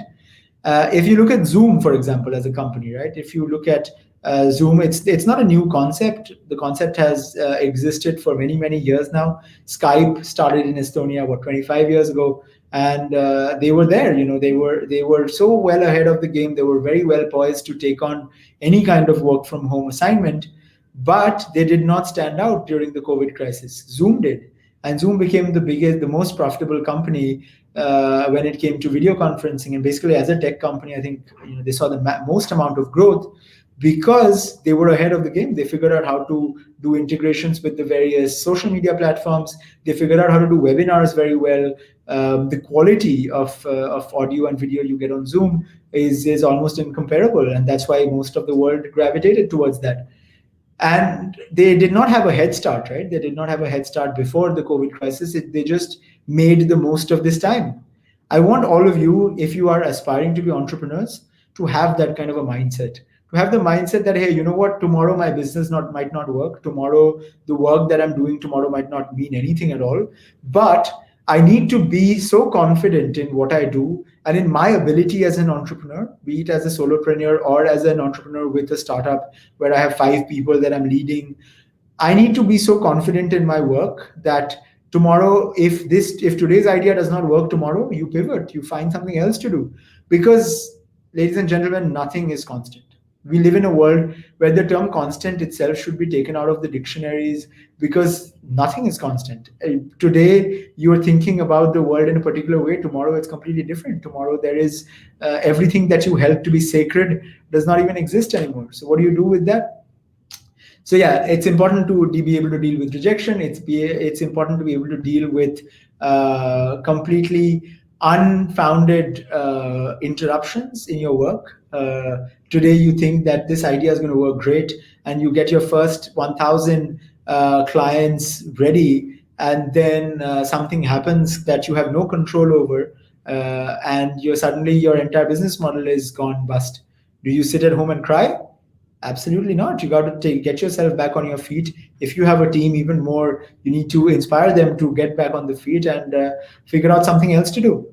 No job, I think, is less than any other job. I have a lot of respect for people out in the streets trying to make a living, be it selling Pepsi Cola, or be it selling Amras, or whatever it is that they're selling, because these people, they understand how business works. They will toil. You need to put in effort. It doesn't. I mean, the world of entrepreneurship seems so fun and so glamorous, but it's really, you see the very top 1% of it. The times that you see us on these webinars or conferences or seminars talking to you, the rest of the time you have to toil. It's a lot of work that goes into it. So it's important that you stick to the guns, and if it doesn't work, whatever, who cares?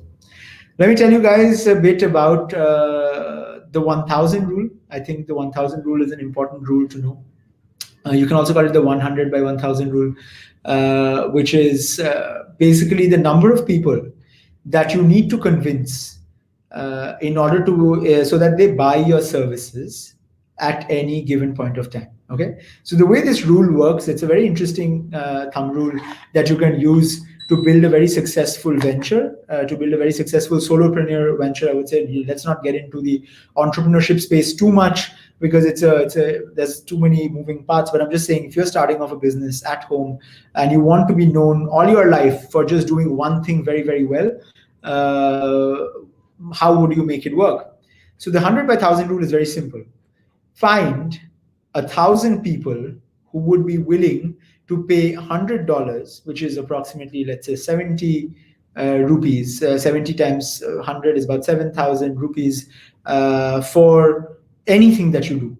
All right. So the way is, if you have 1,000 people who are willing to pay you that much money every year, that you find that those 1,000 people who would pay for whatever you do, right? Be it you release a new musical album and those 1,000 people buy it, or if you find if you're doing a bunch of code, then you have these people buy it. I mean, of course, here the dollar calculation will not work. You can do it in rupees. Say 7,000 rupees times 1,000 is a very successful year that you've had.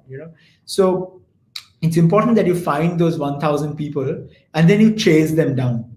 The idea of being a solopreneur is that you need to be able to talk to your customers directly.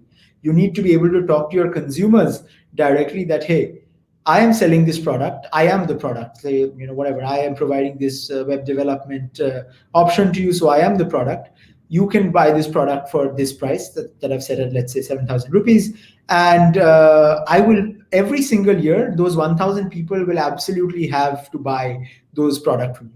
Now, you might say, you know what, I can only reach 500 people in any given year. Great. Then multiply that 7,000 by 2 because you're taking half of the participants down. You don't bring your budgets down, but you multiply the amount of money that you're spending, that you would gain from each one of them by twice as much. So that before, if the product you were selling or the service that you were selling was for 7,000 rupees per person, you find a more niche product to sell at 14,000 rupees per person, and you sell it to 500 people, but you still make the same amount of money at the end of the year. It's a thumb rule, okay? And you can come up with your own variation of it. The reason why I'm saying this is these 1000 people are the ones who are going to make or break your career. And these 1000 people, they are not necessarily your Facebook friends or whatever, or 1000 connections on LinkedIn even, because you can come up with that. They will give you a like, they will do a comment, but that's not enough because they need to buy your product. When I talk about these 1000 people, these are 1000 people that need to know everybody by their first name, last name, their kid's name, their parents' name, their pet's name. You need to know their birthdays, their anniversaries, what ticks, what do they eat, what do they drink. You need to know everything about these people, because everything that you know about these people is added leverage for you to be able to sell your services to those people. Customer relationships, customer management is maybe the most important thing when it comes to selling products and services. We underestimate that very often because we're like, oh, whatever, I'll put a social media post, people will come and buy. It's not that simple. The online space, the digital space is so packed. There is so much stuff happening outside right now. You might put it, you might feel like, oh, I've accomplished so much because 50 people have liked my post. Ghanta. For 50 people, nothing is going to happen. And if 5 of those don't buy your product, all of those 50 likes and comments and shares are useless. So understanding your customer, doing your KYC well and understanding them to a point, really the way that Aadhaar card does your KYC, understanding everything about them, their age, their demographics, what do they like, what do they dislike, what do they eat, what do they do not eat, what do they hate. These can be used as triggers to later find out what you can sell to them and how they can become your clients, right? So these are some very simple tactics. Again, using LinkedIn is a very important tactic to take this entire solopreneurship venture on the road. You have a lot of tools available nowadays. If you've used Canva, I don't know if you've used Canva or not. Canva is a great tool to make beautiful looking social media posts, which you can share with your services. In fact, I was talking about this gentleman earlier, Guy Kawasaki, who was my professor. He's best-selling author. He's written 12 best-selling books that have been read by millions of people across the world. Marketing guru, absolute genius of a guy. He was one of the founders of Canva, and he's still the chief evangelist of Canva. And he created that company to solve a very important need in the market, which is that most young people do not have money to spend to get their marketing collaterals done, to get beautiful posters, creative social media posts done, which is why he was able to democratize the entire segment of creating beautiful content, very easy for you and me. So you can sit at home and create beautiful posts and put them up, and people will refer to that and they will come and buy your products. Selling is different from obviously putting it out there. You can put it out there, some people will like, not the same thing as you actually selling things off the shelf, which is why I guess I don't get along with a lot of entrepreneurs who are very busy thinking about, hey, where am I going to get my first round of funding from? Which investor will I approach? Which venture capitalist is going to put in my first million? Guys, nobody's going to put in money into your company if you don't prove your mettle as an entrepreneur. Definitely not me. I will never put in money into somebody. I mean, you can have a genius idea, but everyone has genius ideas. It's the team that matters. If you yourself are a standout team, you can do this by yourself. And I'll tell you an example of a solopreneur who I respect very much, who I've in fact grown up with. It's this guy called Siddhant Moore. He was my senior in school. I used to go to Birla High School. He was my senior in school, and he started a company when we were all in school, or maybe just after school, called Mad Over Marketing. And I don't know if any of you've seen posts from Mad Over Marketing, but they're all over the internet. He's got like millions of followers across social media, and at this current point in time, he charges almost a lakh, 1 lakh rupees for any brand to put up their posts on his page, or any of his pages, be it LinkedIn or Instagram or Facebook. And he's created that entire brand, and he's a solopreneur. I mean, he started this entire thing off in his bedroom just with a computer, and just because he was able to solve a problem which was very much existing in the market, that brands did not have a platform to sell their stories. He created that, and now he works hand in hand with some of the biggest brands in the country. So solopreneurship, it takes time, it takes metal, but it's something that you can do as a student. It really does not take so much time that you won't be able to focus on your studies. I started my first company when I was 19 years old. I started producing music is because something I had a lot of interest in. It was not a solopreneurship venture. It was a proper out and out music recording studio that I started, and I was very blessed to have my very first set of clients, owing to the fact that I was a regular in the music space in Kolkata. And I grew my clients, and I was handling relationship management. I was basically finding out who my next client was going to be while I was while I was currently recording my current client. So from that space on, I've been in the space of music, I've been in the space of entertainment, I've been in the space of education and entrepreneurship. And I strongly believe that when all of these things, when all of these good energies come together, I will be able to successfully make this city of Kolkata a bit more relatable for its young people, that less people leave the city and go to a Bombay, Bangalore, and Pune, and contribute to the ecosystem there. Rather, I believe if these people can stay back in the city, in their hometowns, and work on it from here, I think there's a lot more to be achieved together. So looking forward to seeing a lot more entrepreneurship journeys from all of you guys. I'm sure there's entrepreneurs hiding in everyone. And whenever somebody says, that you don't have it in you to be an entrepreneur, you should go and work in some company. Tell them that, hey, you know what? Even if I do go work in a company, I will someday aspire to be at the top of the company, and I will run the company, because at some point that's also being an entrepreneur. Intrapreneurs are also entrepreneurs. If you look at it, Sundar Pichai, he did not found the company that he works at right now. But he's at the very top of it, and he's at the top of it because he thought differently. He thought like an entrepreneur. He was able to bring in very many amazing developments into the company that he works with.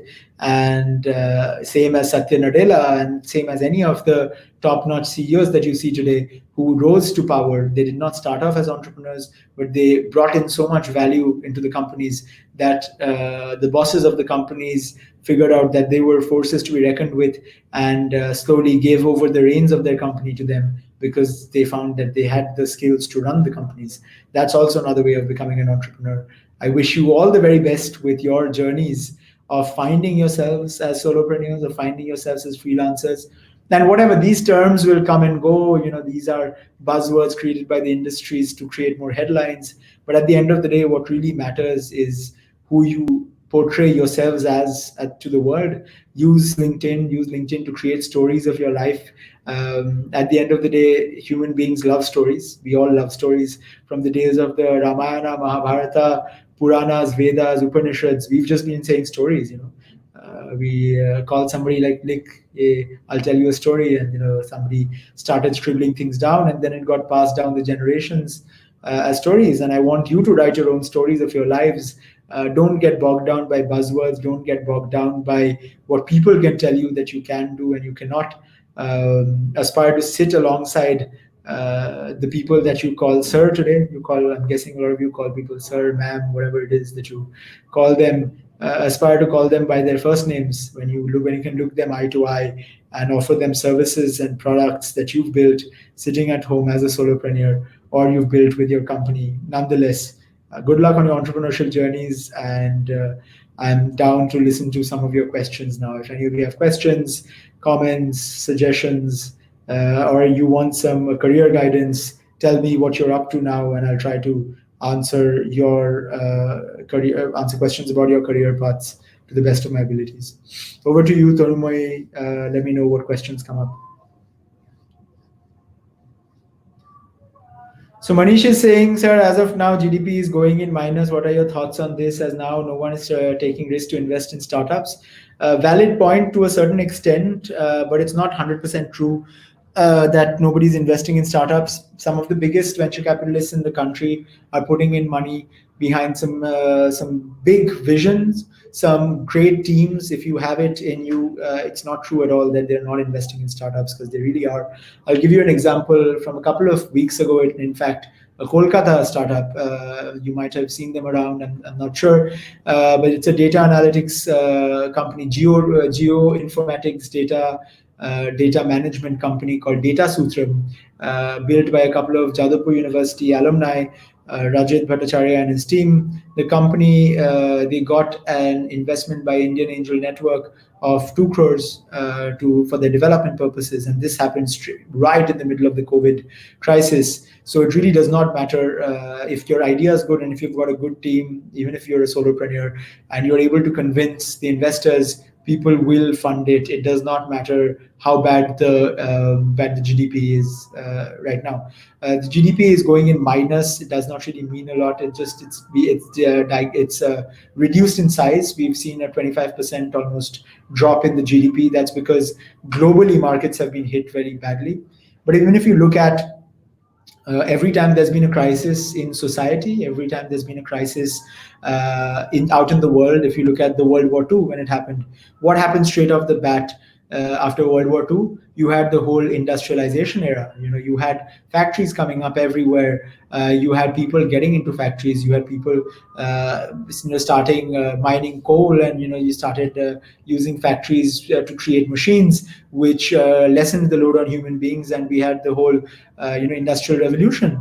So if you think about it, every single crisis situation has always enabled entrepreneurship. It has always given rise to more and more innovation. It has given rise to a lot more younger ideas coming in, because people figure out that, hey, the way the world was working before the crisis and the way it will work afterwards is not the same. So it's up to the entrepreneurs of the world to come up with new and bright ideas in which they can disrupt the world in the coming days. And I hope that these ideas and the successful execution of these ideas are in a lot of part brought about by some of you who are watching this today, because we need the entrepreneurs to lead the way for tomorrow's growth, for getting our country out of this rut, from getting our entire world out of this terrible time that we're going through with the COVID crisis.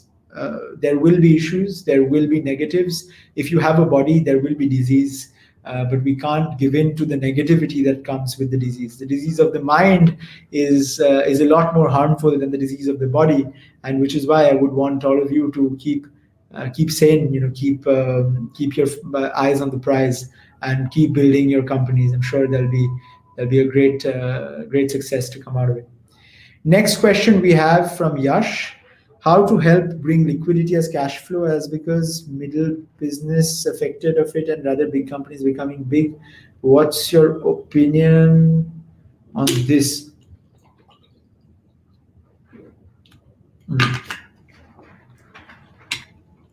I don't think I really understand your question, this is why I really miss the banter when you have somebody else on the other side of the screen. What I'm trying to guess is you're talking about middlemen in businesses who are getting affected, and rather big companies are becoming big. So the reason why big companies are becoming even bigger is because most mom and pop stores and smaller companies are not able to utilize technology in a way to disrupt their own businesses. So here's what I what I understand from that, see, MSMEs are going to be in a lot of trouble unless they understand their strengths and weaknesses. One of the biggest strengths that most MSMEs, and by MSMEs I mean medium and small enterprises that are there in Kolkata. Just by the way, quick footnote: Kolkata has, in fact, West Bengal, the state of West Bengal has the highest number of small and medium-sized businesses across the country. The amount of GDP contribution from MSMEs is the highest that goes out of West Bengal, and it's an almost untapped sector by young generations, because mostly it's run by families, it's run by bigger businessmen who run these factories, but they do not understand exactly what their strengths and weaknesses are. So in order to bring liquidity in cash flow, you need to sell. Now the market itself has fallen, right? So if the market falls, who are you going to sell to? All of your consumers do not understand that now the business model will have to change, and you will not be able to will be able to sell anymore. So the biggest advantage that most of these medium and small and medium enterprises have is the fact that they have decades of data that they're sitting on, which they are not able to use very successfully, right?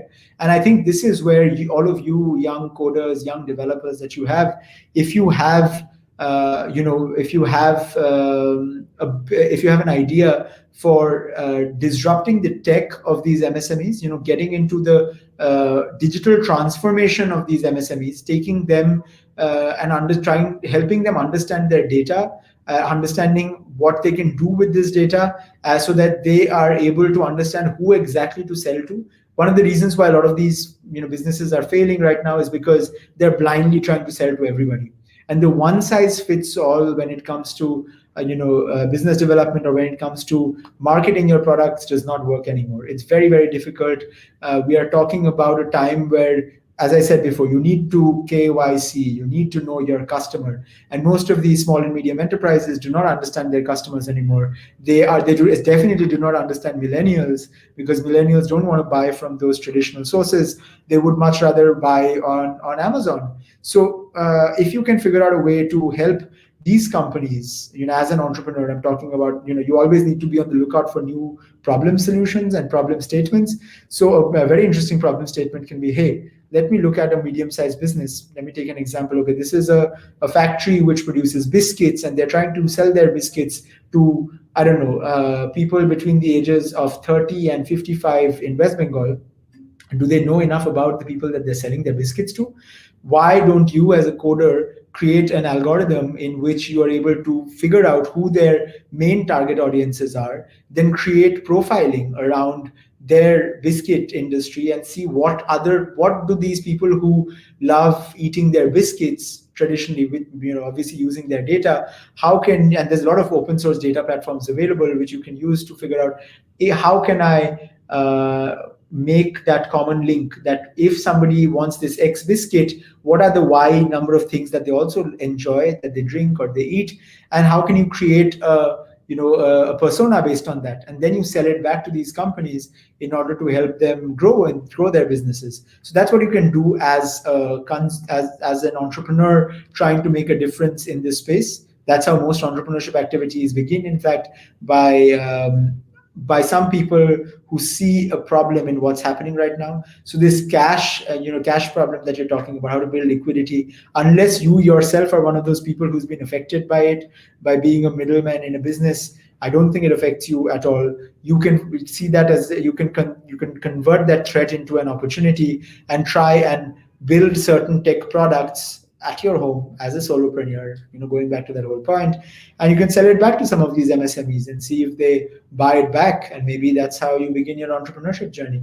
Otherwise, if you're a middle business, you will very soon become, and if you don't try and disrupt your business fast enough before somebody else comes and does it, you will not even be in the market anymore, because the way of doing business has changed so much. And if you're still trying to cling on to the old business channels, old verticals in which you have made business, and if you don't adapt to the world that we are inheriting, that we are building right now, in fact, you will not be in any place of prominence in the days to come. Today it's a problem, tomorrow it will be the reason that you have to shut shop, that you have to close this company. The big companies are growing so fast because they know how to use data. they know how to use technology, and they have the smart minds working with them.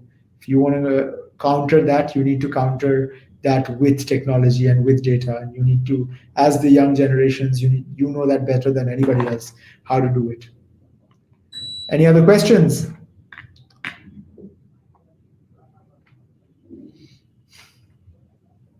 So I I guess. guess that was the last question.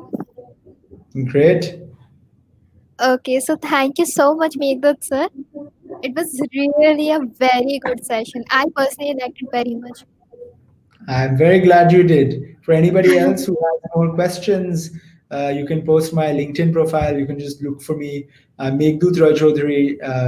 And if you send me a question on LinkedIn, sometimes I might not reply instantly. I have clogged up LinkedIn inbox, but I do try to reply to pretty much everybody individually. In fact, Manish had reached out to me saying that he wanted me to come and talk on this session. It was over LinkedIn. I did not get time to reply to it instantly, but eventually I did, and I will try to reply to all of you if you have questions about your careers, about thoughts that you're having, and very very best of luck to the rest of the team at GirlScript. Keep continuing the good work that you're doing right now. Keep your mind straight. Keep your eyes on the prize, and don't let all these COVID and all of these other things bother you so much. You've got a long way ahead of you. We've got to rebuild this country together, and hopefully, I'll see you out there in the real world. All right, cheers. Thank you very much, everyone. Have a lovely day. Thank you, sir. Thank you so much. It was a pleasure having you. So, with this, I guess that we have come to an end of our today's session. So, we will be back again tomorrow with the day two. But let me just remind you about the contest that we are going to going to host today, and even it's live also. So that's about the Flutter development. We have already told you. The speaker has already mentioned you the question. He has uh, told you in details about the question. So all you need to do is just uh, build your project, upload it in the Google form that has been circulated, and it's also mentioned in the description. Then you need to take a snapshot and you need to post it on the Facebook event page, whose link is also available on the screen itself. Apart from this, we are having a social media battle also, which is going on and which will be going on for all the 3 days. So, all you need to do in this is just post your thoughts and use proper hashtags. You can post it in any of the social media account that you are having.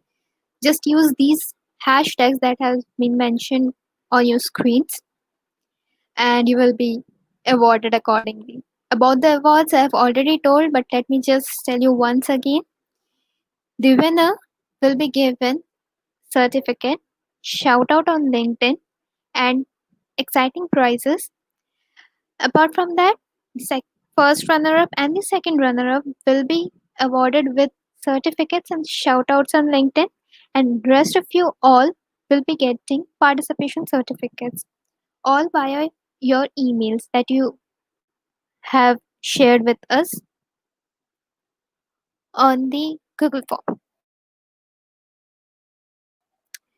Okay, so with that, I think that we can conclude today's session. Thank you, all of you. Thanks a lot for joining us today, and stay home, stay safe. Thank you, everyone. Have a good day.